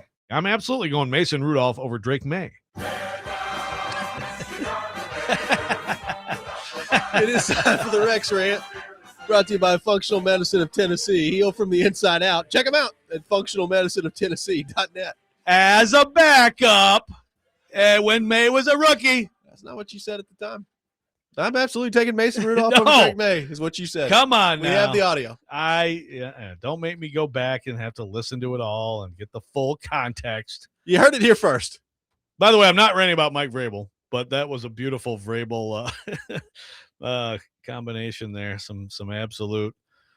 We need to, like all the times. I mean, I'm not asking you to do this, Ian, but like all the times Vrabel got pissy with someone, wouldn't it be great to hear? Because there were some other great ones. It'd be a lengthy video.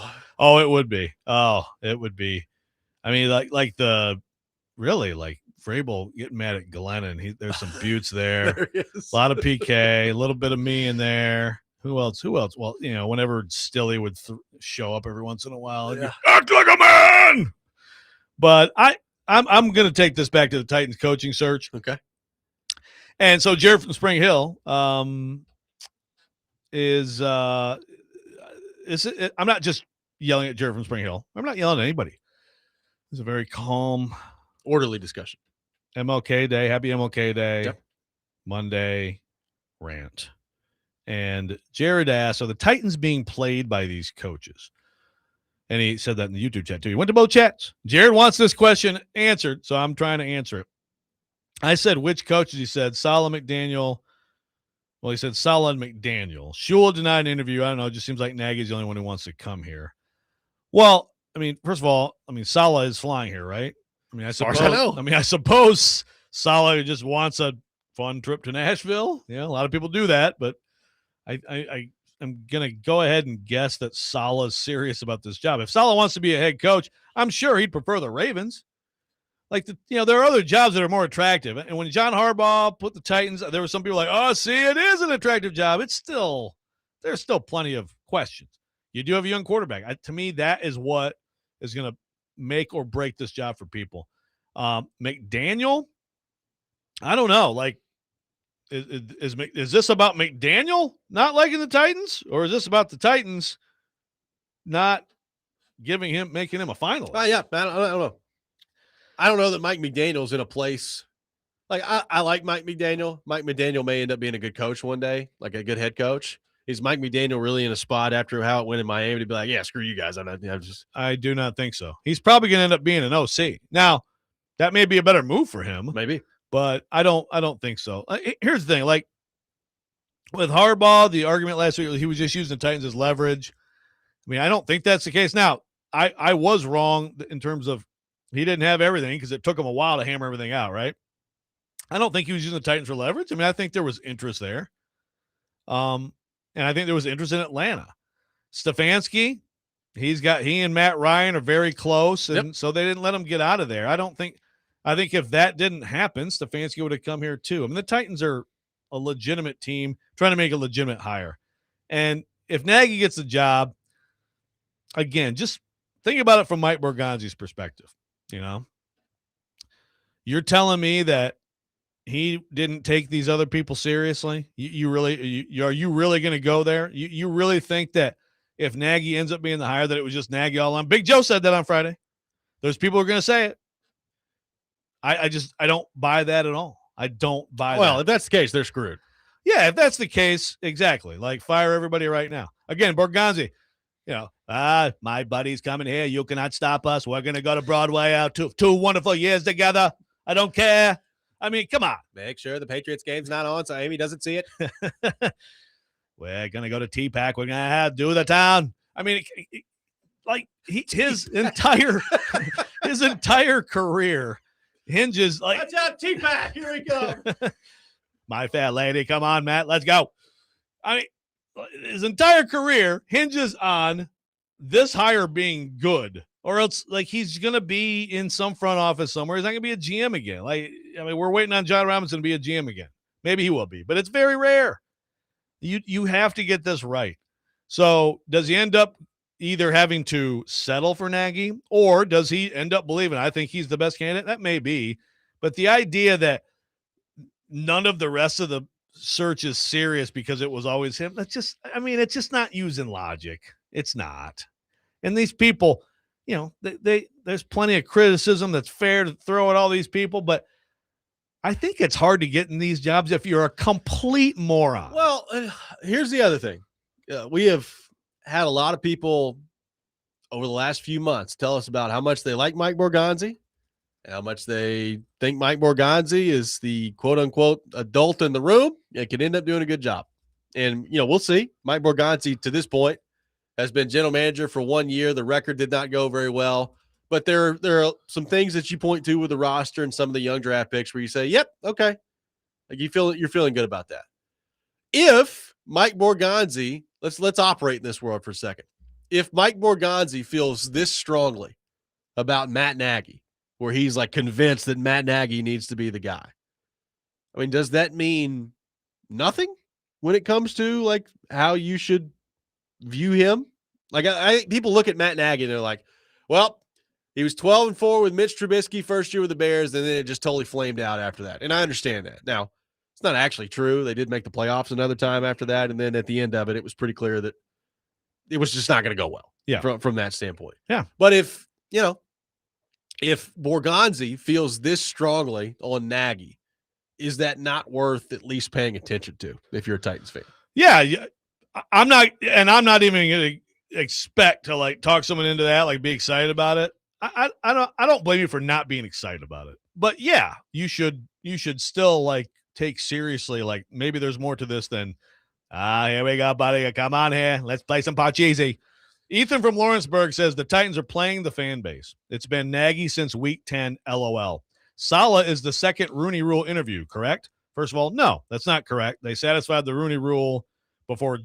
That's satisfied. Robert Saleh's coming in today. He's not coming in here to satisfy the Rooney Rule. He's finalist. Like, why do you think Robert Saleh is not a serious candidate for the Tennessee Titans coaching job? How would you think that? I mean, come on, guys. Again, I get it. If Nagy gets the job, we're going to hear this again. I'm trying to like deter it a little bit in case it does happen.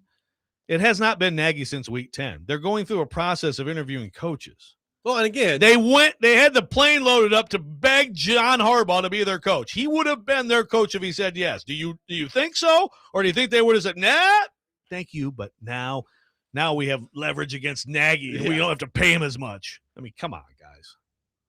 Totally. I agree with that part of it. It's going to be, but this is not news. Like if Nagy ends up being where they go with it, it may end up being a good hire. I have no idea. But that's the perception that they're going to have to fight. And we've talked about that for weeks with Kuharski of like, if Nagy ends up being the hire, the perception is going to be, oh, well, they got through the end of all that and he hired his boy at the end of it. Yeah. So, and that part of it is true. And so, like you said, however you want to take that, just because they're buddies, or does he think he's good?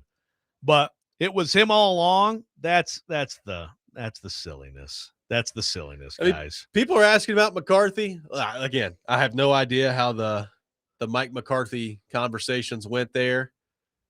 You would be hard-pressed to convince me that a guy that has accomplished what Mike McCarthy has accomplished in this league shouldn't be a finalist if he's interested in the job.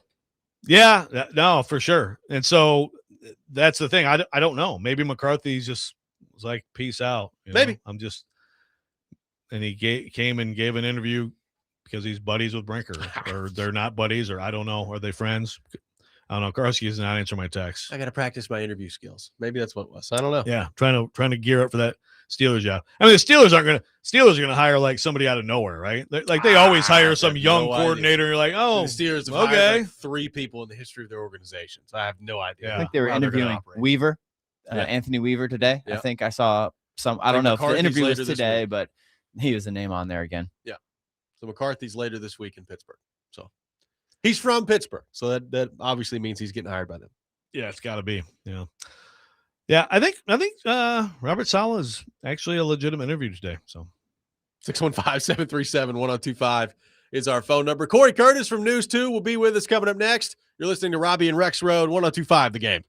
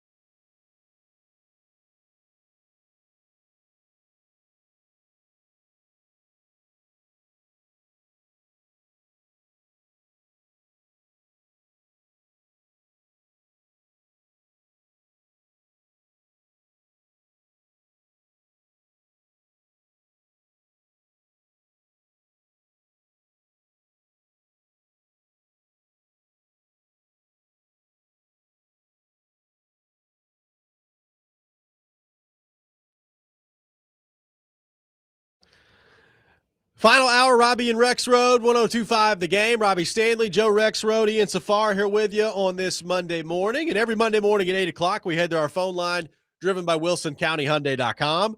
And welcome in our friend Corey Curtis to the program from News 2. Brought to you by Tennessee Men's Clinic. Corey, good morning. How are you? I'm a delight, Robert. How are you? I'm also a delight. That was that a Mike Borgonzi impression there? Kind of sounded like it was good. No. Mayor of Springfield, right? Well, Quimby. there's some similarities. Mayor Quimby. There are some similarities. Nice throw from your quarterback last night, and then a bad interception from your quarterback last night. Sorry. Yeah, so I've seen people say that it's more on DJ. So I don't know. I mean, I personally think DJ was concussed in the game. He certainly didn't look like he knew where he was going on that route specifically. Well, I mean, if you saw him earlier in the game, you're like, how is he still out there? Yeah. He looks like he's concussed. So that was interesting. So, yeah. Very interesting.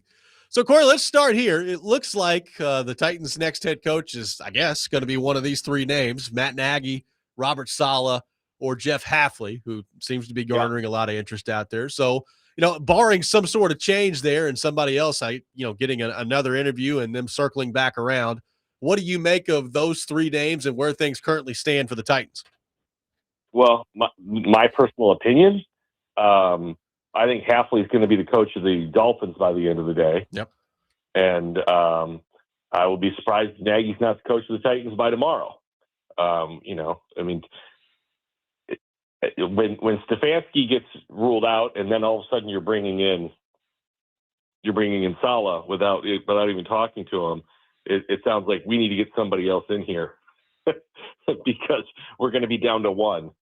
And so I don't know. I could be wrong, but I mean, it sounds like that's where they're headed. And I always say, I believe me, I've seen the fan sentiment, and we can talk about that, to different levels, whatever you want. If Mike Borgonzi thinks he's the guy, then that's the job. You hire that guy. Okay, so two things on that. First of all, why, and this is a point Robby brought up earlier, which I think is a very good one. Why is Hafley going to be like, yeah, I'll sign up for this? That's one question for you. The Dolphins, with all the issues they have, rather than see it through and come to a place where they actually have a young quarterback. And two, why, even if that doesn't happen, why do you still assume it's Nagy, even though they're obviously trying to fast track the Saleh situation? Okay, well, who's the GM in Miami? Oh, they just hired John Eric Sullivan. Yeah, and where would he come from? Green Bay. Okay, so there's a relationship there. There is. And there's also an owner and a quarterback situation, which are awfully important when you're looking at a job, right? I agree with that, but what do we know about coaches and GMs in the NFL? I can fix it, right? Sure. They all think they can fix it, and they all want to have their guy in place, so the GM and the quarterback and the head coach have a relationship, and they think that they can work together, and they will figure it out. And also, if you're Hafley, you probably think I'm in the back seat to Nagy on this, so I better take this job because they could hire somebody else while I'm waiting on the Titans. I mean, it's one of 32, so that's why. Now, I'm not going to overcome Nagy. No, I'm not even going to bother showing up.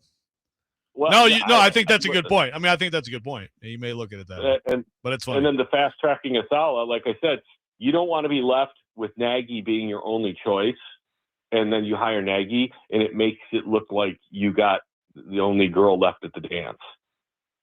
Okay? I mean, now maybe they are really interested in Saleh. Maybe they are, but they had to have another candidate to come in and do a second interview. Because, like I said, there's a very good chance Hafley doesn't come and do a second interview. And so if you were suddenly left with one, that's a bad look. What does it tell you, Corey, that of the three finalists, I mean, you're talking about two defensive coordinators, and in Nagy's instance, an offensive guy, but an offensive guy that it looks like may not be all that interested in calling plays the next time that he's a head coach? Well, I think the bigger thing is all three of them have had coaching experience. I mean, Hafley at the collegiate level, but but all three of them have been head coaches before, have led programs before. One of them has a winning record in the NFL. One of them does not. And then one of them has not been a head coach in the NFL. Again, I don't think that I would agree with Mike Borgonzi that that's not as important as can you organize and lead a football team. You have assistant coaches for a reason. And so, we can, if I'm a GM or a head coach, they can hire an offensive coordinator.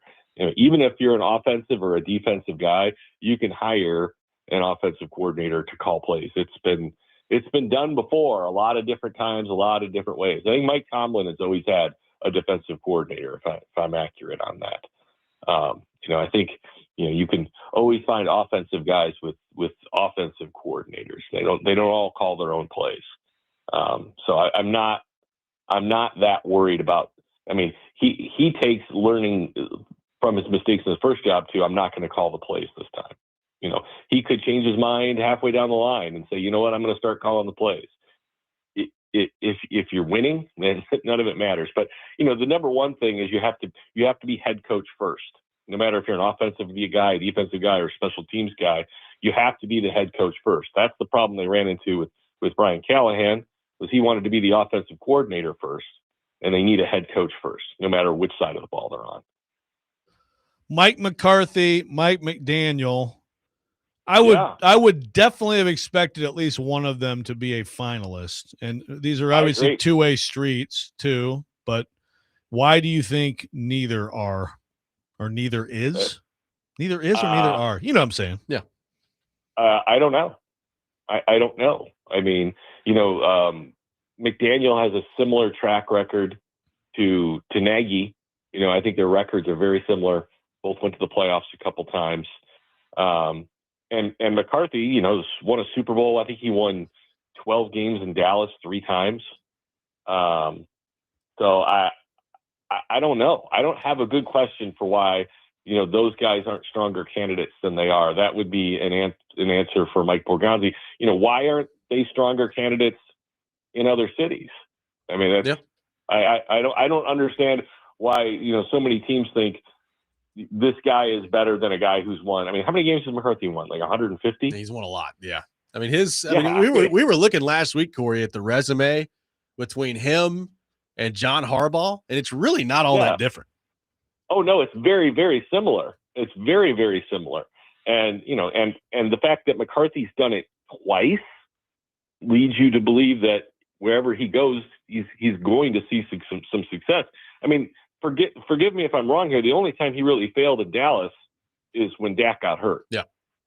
Well, and then there's the playoffs, but it's get in line for Dallas Cowboys coaches that fail in the playoffs. Well, the Jags have won 3 games back-to-back years. Getting to the playoffs would be nice. Okay. Yeah, exactly. You can cross that mountain when you get to it, and they're not alone. The Arizona Cardinals, fall into that mode. There's plenty of other teams out there. The Raiders. The Raiders could certainly do a lot worse than Mike McCarthy right now, because they were a disaster this year as well. And believe me, I still have bias for Mike McCarthy as a Green Bay Packer. I don't know if I can ever forgive him for that. People make mistakes in their life, coaching Green Bay being one of them. But results are results. The guy won a lot of games. And, what he did to not be worthy of a second interview, that's, again, another answer for Mike Borgonzi, because I don't understand it. Well, I said earlier, Corey, is it possible that, maybe not him outright saying, hey, I just came to talk to you guys, I don't want the job, but you could get vibes of maybe less interest or not see the enthusiasm on that side that you want to see. I think that's one question for McCarthy, despite everything you just said, is he's been out a little bit, and you gotta figure out how bad someone wants to do this, right? That and how much power does he want? How big of a seat at the table does he want? Is he respectful in the situation, or does he think he's bigger than you are? There's a lot of things. That's why I say I would need an answer, because the results of his career say he should probably get a second look. But there's clearly something that they said, no, we're not going to do that. So, Corey, Mike Vrabel finds himself back in the AFC Championship game, and now standing between him and the Super Bowl is a very good defense, a very good coach in Sean Payton, and Jared Stidham now at quarterback rather than Bo Nix. What do you make of, number one, Vrabel getting to this point in year one in New England, and now the path in front of the Patriots with no Bo Nix coming up in the conference championship game? You know, don't get me wrong. Vrabel has always been a good coach and is still an excellent coach. He has had a gold pathway this year, though, you know, with a soft schedule early that allowed his team to get better, and they got better. You know, he has a quarterback now. That's clear. But they've played their two best games defensively, two of their better games this season defensively in the playoffs. And now you get a backup quarterback against you. I mean, this is position A. I mean, I'm not going to say if he gets to a Super Bowl, I expect this Patriots team to be back for a while with Drake May at quarterback.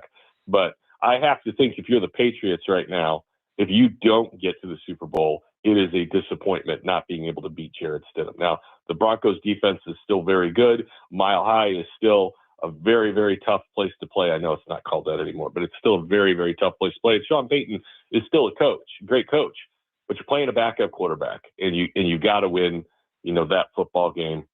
And by the way, every time I look at the box score and I don't see the Patriots game, Butte doesn't do anything. He has like 2 catches for 9 yards. And every time I turn on a Patriots game, the guy makes a great play. Yeah. That's a heck of a catch yesterday. He's a good player. Unbelievable catch. Unbelievable catch. And are we going to be talking about this quarterback class the way we talked about the one, back with Kelly and Marino and those guys eventually? I mean, there's a bunch of good ones in there. Yeah, if Caleb Williams starts throwing picks in playoff games, we might. Jeez. Corey, if Vrabel, hey, how many picks did Jared Goff throw this year in the playoffs? Woo! Or Jordan Love? You think that hurts me? You think that hurts me, Corey? You can hide your secret Lions love. Oh, no. Hey, no, man. No. The pain I've endured, no. I do not have to take Lions insults anymore. I do not. But I have a serious question, though, Corey. If Vrabel wins a Super Bowl, are you going to admit finally that the Titans made a mistake in firing him? Look, I told you, I can see the argument both ways. I can. Don't be wishy-washy. No, I told you last time we talked about this. I can see the argument both ways. Look, he was 6-18 and disrespected the organization. And by the way, made some mistakes in some of the players he brought in. I mean, I get it. Now, did I think was it something I necessarily would have jumped to? Maybe, maybe not. I don't know. I'm not the owner. But he also walked into a pretty good situation with Drake May. He would not have had Drake May here. Okay? I don't know what his record would be here. I'm sure it wouldn't have been 3-14, 3-14. He's a better coach than that. But having said that, he wouldn't have had Drake May here. I don't know how many games he would have won. Corey, last thing for you here. Where do Josh Allen and the Buffalo Bills go from here after that loss this weekend? Yeah. I mean, it's just over and over again where they just get right up to it and steal defeat from the jaws of victory. And, he had 2 terrible turnovers in the first half. Those were 2 terrible. But you put 30 points on the board against the Broncos, you got to win that game. You just do. You got to find a way to win that game. You've got a defensive head coach, right? And their defense is ultimately what let them down. I mean, their weapons on offense aren't even that great. I mean, James Cook is obviously very good, and Josh Allen is very good, but the rest of the crew is good, not great. And you put up 30 points on that defense, you got to find a way to win that football game. I'm going to guess they're going to stick with their head coach. I mean, I don't know if firing him is the answer. You're good every year. But what do you do to get better? It's a really, really good question. I guess you could go get Max Crosby, if you can somehow fit him under the cap.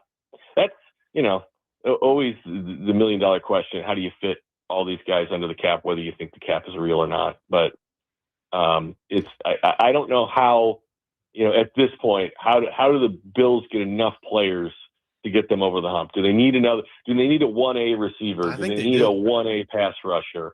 I mean, they also need Josh Allen to not crap himself in big moments. I mean, it's the exact same Lamar Jackson, Yeah. Josh Allen. I'd take either of them, but it's the same thing at this point. Can neither of them you has get been to it the done? big game. Yeah, and you look at Drake May. He's got one chance to get to the Super Bowl in year 2, and he's there. Well, he's not there yet, but he's almost there. And that's what these playoffs have been: quarterbacks delivering and not delivering largely. Boy, we've thrown out a lot of Jarrett Stidham disrespect on the show today. What if he comes out there and just absolutely slings it? Dude, go This get would- Tannehill. Well, this is Tannehill's I like time. The Nick Foles trolling of the Patriots was pretty good That was yesterday. good. That was very good. They struggle against backups They in do. championship games. We'll see what that. Well, you think about it. He and Bo Nix are really both Auburn quarterbacks, right? That's true. That's true. If you really So- want to push it, that's Yeah, Auburn. So what's the difference? That's a lot of lineage of success there that Sean Payton's got to pick from. Corey, thank you, Yeah. sir. As always, we appreciate your time, and we'll see if there's any news on the Titans coaching front today. Yeah, maybe he could sign Damian Craig or Cam. Bring in another Auburn quarterback. Yeah. Ooh, Damian Craig. Wow. Seriously, though, Tannehill beating Vrabel to get to the Super Bowl. I mean, we need You got to this. speak it into existence. I was trying to come up with somebody worse, but I couldn't. Corey Curtis, every Monday morning at 8:00, brought to you by Tennessee Men's Clinic. Corey, thank you, sir. All right. Hey, by the way, Robert, did you paint your nails? No, that's been ordered. We got the Amazon order in. We had some stuff going on last week, but it's going to happen. I promise. You couldn't go to Walmart or Five Below? No, I mean, I've been told by the wife that the Amazon's where this needs to happen, so I'm trusting her. Okay. It's going to be beautiful. I look forward to it. Me too. By the way, I lost to Julian, who I do sports with at News 2, is from LA, so he's a Rams fan. And I lost that wager. So I will be waiting in the 2-hour line at In-N-Out Burger for Julian. There we go. Coming weeks. Ooh, So I like it. good bet for buying There you him. I should have done that. Yeah. Should have done that. what does that have to do with Green Bay? I could have gone to Culver's. I know. Hell, Culver's, there you go. Should have done that. Or watch you some old Milwaukee. All of these sound better. All of them. I got the short end of the stick. We'll react to Can't what wait. Corey had to say, give you the latest on the Titans head coaching front coming up next. Robby and Rexrode, 102.5 The Game.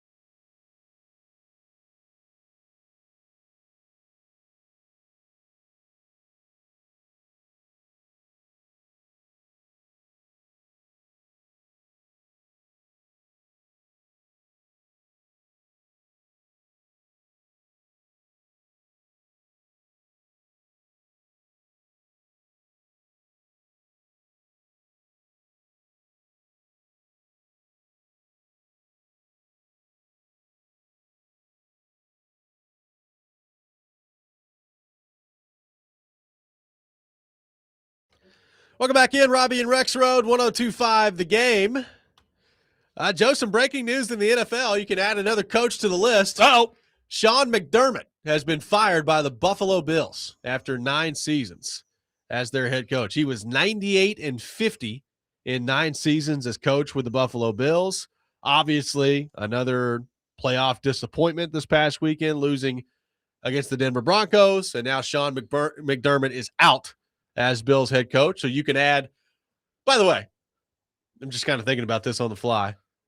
Adding to the craziness of this coaching cycle, you now have coaching jobs that feature Lamar Jackson and Josh Allen open this cycle now. So throw that into the list. Yeah. How about that? My goodness. I mean, that job. So let's think about it, because you think, first of all, you think about it from the Titans' perspective. Is Sean McDermott an attractive enough candidate for the Titans or someone else right now in the process and probably very close to hiring a coach to be like, whoa, Sean McDermott? I mean, isn't it at least worth discussing if you're the Titans? I mean, look, I understand, and you brought this point up in the break, and it's a good one. People are going to say, well, he had Josh Allen as his quarterback. Of course his record's good. But it's like, do we not think that if you're going to seriously consider Robert Saleh, Matt Nagy, and Jeff Hafley as candidates, should Sean McDermott not be considered as a candidate if you're the Titans? I'm sorry. You'd have a tough time convincing me no on that. Yeah, no, I'm with you. I think the timing is a big thing. It is. And it's, you got to get going, and you're down the road with people. But, yeah, I think you have to huddle up right now and be like, okay, what about this guy? Also, Josh Allen was crying a lot after the game after turning it over 4 times and missing the winning touchdown. And I get it. Well, I guess the next presser is probably going to be some more tears. He just got Sean McDermott fired. I mean, again, they also are in the game because of Josh Allen. He's great. Again, I'll take Josh Allen as my quarterback all day. I'm just saying, I mean, Josh Allen came up small in the big moment, man. There's just no way around it. I think Sean McDermott's a pretty good coach. Now, what coaching candidates are, okay, Saleh or whoever, Hafley. What about, like, does Mike Tomlin look at that and say, any chance we can get, what? Any Swing chance a I trade? can? Yeah. How about a trade? But Bills, will you trade something to the Steelers and bring me on and let's win a Super Bowl? Would the Bills be? I mean, it's really interesting. Like, what coaches are looking at that and saying, I mean, again, I think Ravens and Bills both. I'd be as a coach. I mean, with Lamar's injuries, it's a little bit of a deterrent, but still, those are MVPs. They're both MVP quarterbacks. Yes, they haven't gotten done the playoffs. Yes, they equally deserve to be criticized for that to a point. Yes, I'd take them and take my chances in the next few years and still think that either of them could win a Super Bowl. And if you're Harbaugh, you're checking to see if the ink's dry on your contracts. Like, did the signature actually stick on the Giants contract? How about Daboll? Daboll to the Bills. I mean, Daboll, he developed Josh Allen, did he not? He did. That is going to be fascinating to see. It's got to be. What a You cycle. tell me what job is more attractive right now, the Ravens job or the Bills job? I think, the Bills still, and again, people want to make excuses for Josh Allen. I mean, he had the leading rusher this year. They got some pretty good talent. They got to shore up the back end. They got some pretty good talent on defense. They're not devoid of talent. They got some pretty good talent up front. They need another receiver for sure. Like Keon Coleman has not worked out. I think they have a little bit better roster. And again, I just think Josh Allen, health-wise, is less of a concern as much as he takes hits than Lamar Jackson right now. So I would give the Bills the edge. Divisional, both divisions. I don't know, but pretty tough. You got Patriots. What does that look like long-term there? Steelers kind of in a new rebuild there. Still got Burrow and Cincy. Wonder how the divisions play into that if coaches think about that kind of stuff. Yeah, I mean, May and the Patriots that's a obstacle. But, like, I'm kind of with what Corey said. Like, it's an amazing story. They're a really good team. I don't know that they're the Patriots a Super Bowl win. Like, they might do it, but, like, are they that level of team? I don't know about that. Well, they could get there. Are also, like, do the Bills? Are you making this move because you have somebody in mind, right? Like, look, they could do better. They could do worse than Sean McDermott on this market, on this coaching search right now. Right? Oh, yeah. Like, again, I don't think Sean McDermott is like Bill Parcells or anything out there, but his record is what it is. Like, his record is to the point where if you're the Titans, I think you'd have to at least talk about it, don't you? Yes. And, you know, if you're him, I mean, it's such a, I mean, obviously this is how it goes. The timing of it is what it is. Like, you go this deep in the playoffs and you get fired, and he had to know that it was a possibility. But then there's also like how motivated is he to jump right into another job? Sometimes coaches take a year. Certainly he could be somebody's DC and then get back into the cycle. But yeah, I got to think that there's going to be some teams, Titans and others, who have to at least hit the brakes a little bit and talk about it. Salah's head coach, McDaniel OC, McDermott DC. Just figure it all out. There you go. Sign up for that.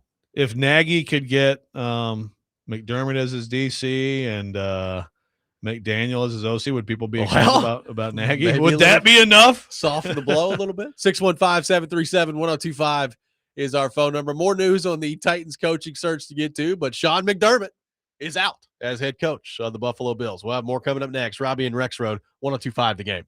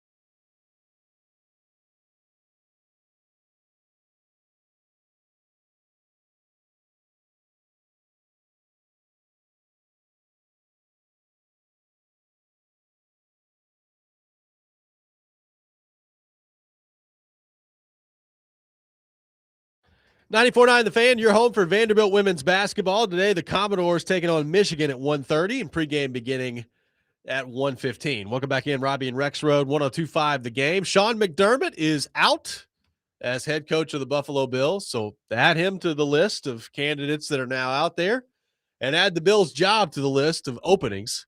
Here's something from Field Yates, Joe, which is just an amazing stat. Mike Vrabel was hired 372 days ago and is now technically the longest tenured head coach in the AFC East. So McDaniel got fired. McDermott just got fired. Aaron Glenn was hired, but he was hired after Vrabel. So Mike Vrabel, the longest tenured head coach in the AFC East. The dean of the AFC East. Yeah. That Mike Vrabel. Pretty wild. A lot of head coaches. There's a changes. lot of stuff that's pretty wild right now. Yeah. I mean, I would think the Bills' job moves to number one. And I think a lot of that is exactly what you said. I trust Josh Allen to stay healthy more than I do Lamar Jackson. So I am very, and Diana Rossini just put it out there, and I think it's fair to wonder. I mean, you'd have to wonder if the decision-making from either John Harbaugh or Kevin Stefanski would have changed had they known that the Bills' job was about to come open. I mean, I understand you can't operate let's just see if the Bills lose in the divisional round in some heartbreaking fashion and see if they fire their coach after that. But I am very interested to see where Buffalo pivots from here. I mean, Stefanski for sure. It seems like Harbaugh is all caught up in the Giants' mystique, but Stefanski, man, I understand that you and Matt Ryan are tight, but yeah, but people also, it's not like this is completely out of the blue. I didn't expect it, but we did talk this year about McDermott. It is another guy, just like LaFleur. The Bills, they make the bold move, get rid of him. Your Packers, sign LaFleur to an extension. Had the Bills lost to Jacksonville, I would have expected McDermott to get fired. The question that I wondered was, since they went on the road and won the playoff game, was he safe at that point? Clearly, the answer is no.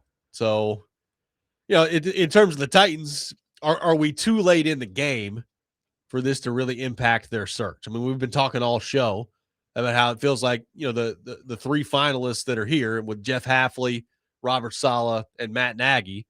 Are you too late now in the game to pivot? And is Sean McDermott worth pivoting for? I mean, that's the other question that goes along with all this. Yeah, and that's what, because to me, it's like it has to be like, you can. No one is saying you have to make this hire today. You have to make this hire tomorrow. You can inquire. Do your solid interview today. Hope that you get Hafley in for an interview. We'll see what happens with Miami, and maybe Corey's right. Maybe that's just a foregone conclusion. And then see if McDermott can, hey, have you cleaned your office out yet? Because we'd like you to fly to Nashville on Tuesday. Yeah. I think it's kind of, the more I think about it, I think it would be a mistake to not at least give it a shot. Can you guess the four longest tenured head coaches in the league right now? The four longest tenured, I'll go McVay, Shanahan, I guess at this point. They're on the list. And without looking at the standings and cheating, is Zach Taylor one of them? He's not. The four longest tenured head coach: Andy Reid, number one. Oh, duh. With Kansas City. Right. McVay, Kyle Shanahan, Matt LaFleur. Oh, baby. Of course. How did I miss him? That's pretty wild. And the tenure will continue. The tenure continues eternally for you. Continues on. Now, I mean, you're talking about a coaching cycle that saw John Harbaugh get fired by the Ravens, Mike Tomlin's out in Pittsburgh, McDermott's out in Buffalo. It's some long tenured head coaches that are now looking for other jobs or now have currently found another job. Ed says, with Baltimore and Buffalo open, Titans better sign any warm body quick. McDermott, I mean, that's the thing. I don't know. Is Baltimore, what about Baltimore and McDermott? Would that be of interest to them?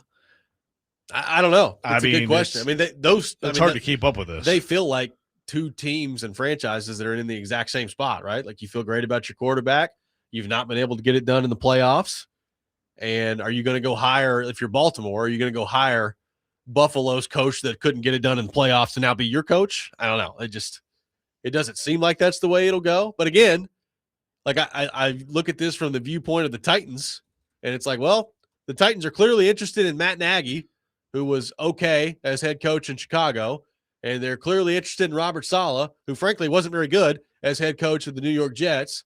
There's Jeff Hafley involved, who hasn't been a head coach. McDermott's got a better resume than all of them, and you're telling me they shouldn't at least be interested in that? Yeah, but Mike McCarthy has a better resume than all of them, too. I agree. Well, I can't figure out why they're not more interested in him than they seemingly are. Yeah, I don't know. Again, I don't know if that's something on his end. I'm still sitting here puzzled by Mike McDaniel. I keep texting Kaharski. You know, Kaharski apparently is going to wake up at noon today. He's a teenage boy, but I'd like to know why McDaniel is not thanks, but no thanks. Yeah, I mean, Sean McDermott, his win percentage was .662 in Buffalo. Tomlin, by the way, .628 in Pittsburgh. Harbaugh .614 in Baltimore. Yeah, look, and Josh Allen's used part of that, but remember, in the early days, Josh Allen was pretty bad, and they were winning, like when they beat the Titans 13-12, for example. Like that's the type of games they won. I think of the options that are currently out there, and I guess assuming that they're just not going to circle back on McCarthy, I think they should absolutely be talking to Sean McDermott right now. I have no idea if they are, but I think with McDermott out, he should move to pretty close to the top of the list if you're the Titans. That's just me. I'd be interested to know how Titans fans feel about that. Yeah, I think you have to try. You have to try. And you know, you may be pushing things back. But again, McDermott's the type of guy, you know, different really, I think, from obviously Saleh and Nagy. They have good connections. I mean, Nagy's been in the league a long time, but McDermott as a head coach, as long as he's been, like, you'd think that he would be able to do a pretty good job putting the staff together too. You would think so. That's an interesting move today. Like, who's going to end up in Baltimore? Who's going to end up in Buffalo? And look, I mean, we talked about Nagy, Saleh, Hafley being finalists. Does the Buffalo job now being open change it for any of them, right? Like, Hafley really – I mean, if I was Hafley, I'd be like, so, Bills, you got any interest in me? Yeah. Because that would be an ideal landing spot for me if I'm Jeff Hafley. Hey, yeah, I know my buddy's here in Miami, but I think I'd rather go kick your butt from Buffalo. Yeah. How about that? We can still be friends. Yeah. Jeff says McDermott's defense giving up an average of 32.7 points in the Bills' last 6 playoff losses. Yes, Josh Allen pooped the bed Saturday with the Bills' defense, so had a chance to end the game, and they didn't. They never do. Yeah, that's the thing. Over time, the Bills have had different strengths. They've had, I think, at times you could say maybe the best offensive line. They've had Diggs in his prime. They've had great defense. They don't now, but that's also the cyclical nature of roster building in the NFL, right? And some of that is, you know, you get to the point where you're paying a quarterback because the cap is real. I don't know why Corey earlier is like, oh, whether you believe it or not. No, there's no believing. The cap is real. And so that is part of it too. Not trying to make an excuse for Sean McDermott, but they've got that defense has some freshening up needed. They have some formerly great players who are good players now. If your quarterback just holds on the ball, he probably still got his job too. You know? Well, I'm sorry. Like, I mean, just hold on the ball, man. I mean, 4 turnovers and missed the winning touchdown. Like, there's just no question to me. Yes, he made other plays, but like Ryan Tannehill didn't just throw 3 interceptions in that playoff game. He also led touchdown drives. But what do we remember? Remember the 3 interceptions. That's why he was done. Josh Allen crapped the bed. Let's head back to our phone line, driven by WilsonCountyHyundai.com. Welcome in Tim to the program. Tim, good morning. Thank you for calling in. Hey, guys. Enjoy the show. Listen, you guys are very smart. You're very intelligent. Y'all know what's going on with this coaching search. We interviewed 30,000 people so that when all the good coaches are already gone, you know, we had the first opening and we're going to be the last to hire one. That way they can say, well, look, there's nobody left. We have to hire Matt Nagy. Why? Why is this? Why must they have a ruse to hire Matt Nagy? Why do we know? How do you know this? Why would they do this? What kind of logic goes into that? Well, look at all the top coaches. I mean, the other teams that opened recent, and they've already hired a coach. Why do we have to interview 18 people? Knowing good and well that all 18 of them were not qualified for the job. So interviewing all these people is like, if we throw a bunch of people at it, then people won't realize that we're just hiring Matt Nagy. That's what you're saying? Well, I mean, think about it. I have been. Why, I know. And who has everybody been saying from day one that's going to get the job? He was the betting favorite. It's going to be Matt Nagy. Okay. Yeah. So were they not serious about? Were they serious about John Harbaugh or not? That was the only one. That was the one that got away. That one, I think, if they could have got him in the building, they would have done whatever it would have taken. Which I don't know if that. But that's the one. Now everybody else, they can hire Nagy in here for like the same thing they were paying Callahan. Thank you for the call, Tim. Appreciate it. We'll discuss it. All right, thanks. I'm telling you, man, we're going to get a lot of No, that. it's just I mean, I'm sure Matt Nagy's a nice guy. Seems like a fine coach. I think he did a decent job. I don't think it's a terrible hire. I really hope he doesn't get the job because I can't deal with this. I can't deal with this. McDermott, come on down, baby. I mean, it just doesn't make That's my sense. new guy. Give me Sean McDermott. Like, again, do I think that Borgonzi knows more about him and, like, has a high opinion of him? Sure, it seems that way. And he always had a good chance to get the job. Sure. Why is Mike Borgonzi toying with his entire career just to have a fake coach search? Yeah. It doesn't add up logically. 615-737-1025, our phone number. Your thoughts on Matt Nagy, Jeff Hafley, Robert Saleh, and now a wrench thrown in there today with McDermott being fired in Buffalo. We'll take your thoughts on all of it. Robby and Rexrode, 1025, The Game.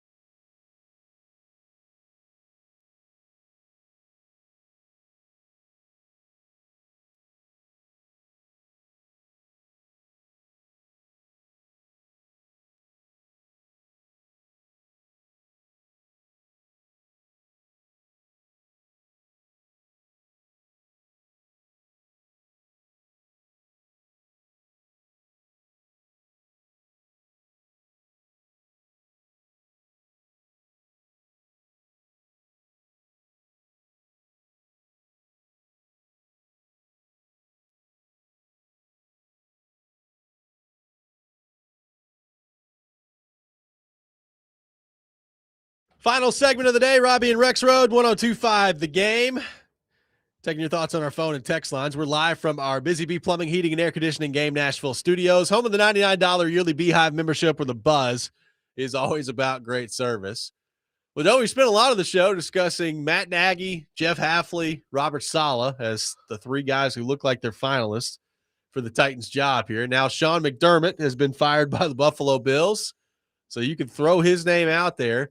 Interested to see what happens there, and if the Titans have any sort of interest in him at all, if there's interest in McDermott's front from the Titans standpoint, and whether or not it's too late in the game to really be worried about all that. I mean, Joe, part of me believes that the Titans are going to have a head coach by the end of the day. So I don't know how much the McDermott part of this is going to factor into it or not. We talked about it earlier in the show. I wouldn't be surprised if one of Matt Nagy or Robert Saleh were named Titans head coach by the end of the day. Yeah.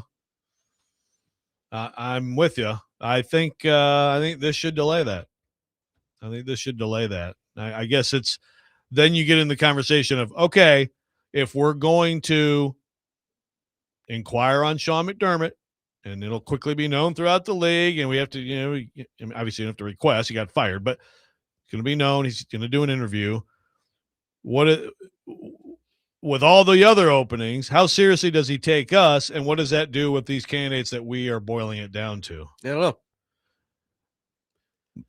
Or maybe, let's say we're going to interview Sean McDermott, and it'll look even better, this completely fake search that has just been constructed as a way to fool people because we were only going to hire Matt Nagy all along. I hear everything you're saying on that, and I'm with you.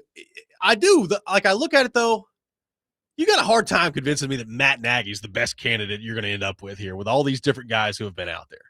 Like, how have we gotten to the point where it's like, well, I know that Mike McCarthy's out there, but Matt Nagy is going to be in our finalist list here. I just don't understand that. So, yeah, I mean, I'm not huge on him either. I think some people are overstating like how bad he is or how I agree terrible it would be. He's not the worst coach. All I'm saying is I think they've done a coaching search. I mean, I think obviously Borgonzi's relationship and knowledge of him gives him an edge because Borgonzi thinks he's good. But I think they've done a coaching search. I agree. I don't. Does it make you worry about Borgonzi a little bit where it's like, you got all these guys. Like, this coaching cycle is crazy with how many people were just available here. And who knows? Maybe they were in love with Kevin Stefanski and wanted to hire Kevin Stefanski. We know that they were hot for Harbaugh, yes, which they should have been. And maybe they were with Stefanski too, and he never made it out of Atlanta because he loves Matt Ryan and all that. I have no idea. Yeah. Maybe it worked out that way. But like if Nagy ends up being the guy they go with and there's all these different coaches that were out there and available, I'm sorry, you're going to have a tough time convincing me that that's the best hire you could have made. Yeah, I won't blame Titans fans for not being enthused about it because I would put McCarthy and McDaniel ahead of him. And then there's, again, McDermott, McCarthy, McDaniel, McDermott, any of them.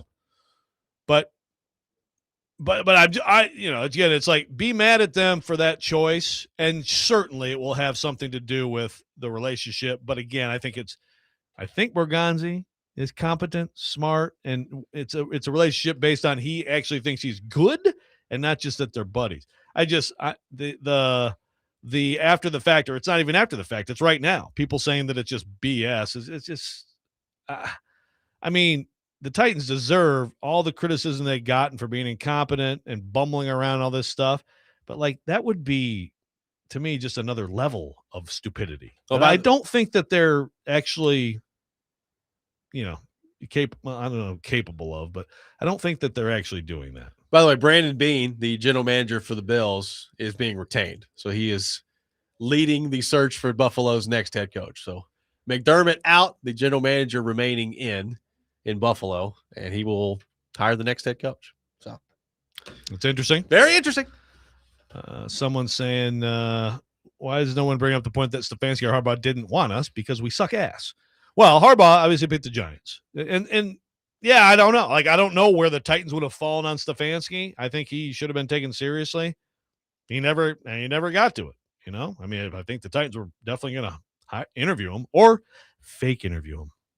Yeah. Whichever you prefer. By the way, if McDermott ends up on the list too, like if the Titans are serious about trying to get McDermott in here, let's say he becomes a finalist for the job, that would be 3 defensive guys. And then one offensive guy, and Matt Nagy. That is very interesting. No, I mean, I will be disappointed if they make a hire today.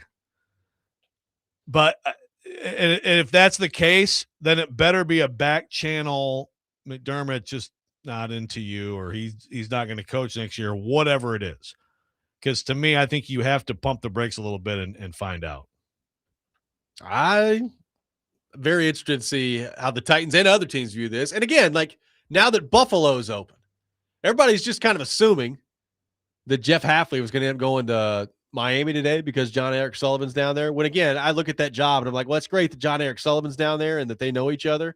But it's like, okay, who's your quarterback going to be? You're with that owner. You're in that division. Like it, now that the Buffalo job is open, if you're a guy like Hafley, who clearly is impressing everywhere that he goes, wouldn't that at least be on your radar a little bit of, maybe I want to take a look at this Buffalo job right now? Or if you're, I don't know, like if you're Saleh. If you're Saleh, then you could have a chance to go there with their talent and with Josh Allen. It's like, hey, my flight was coming to Nashville and I got detoured. Now, how much interest would they have in Saleh? I have no idea. Like, is Buffalo about to go like full offensive guy? Like people are texting in talking about, we're just going to promote Joe Brady. I mean, maybe. I doubt it, but I guess that could happen. But are they going to go like, does Mike McDaniel interest them? You imagine Mike McDaniel with Josh Allen and some of the things that could open up. Like there's an intriguing list of possibilities there for Buffalo.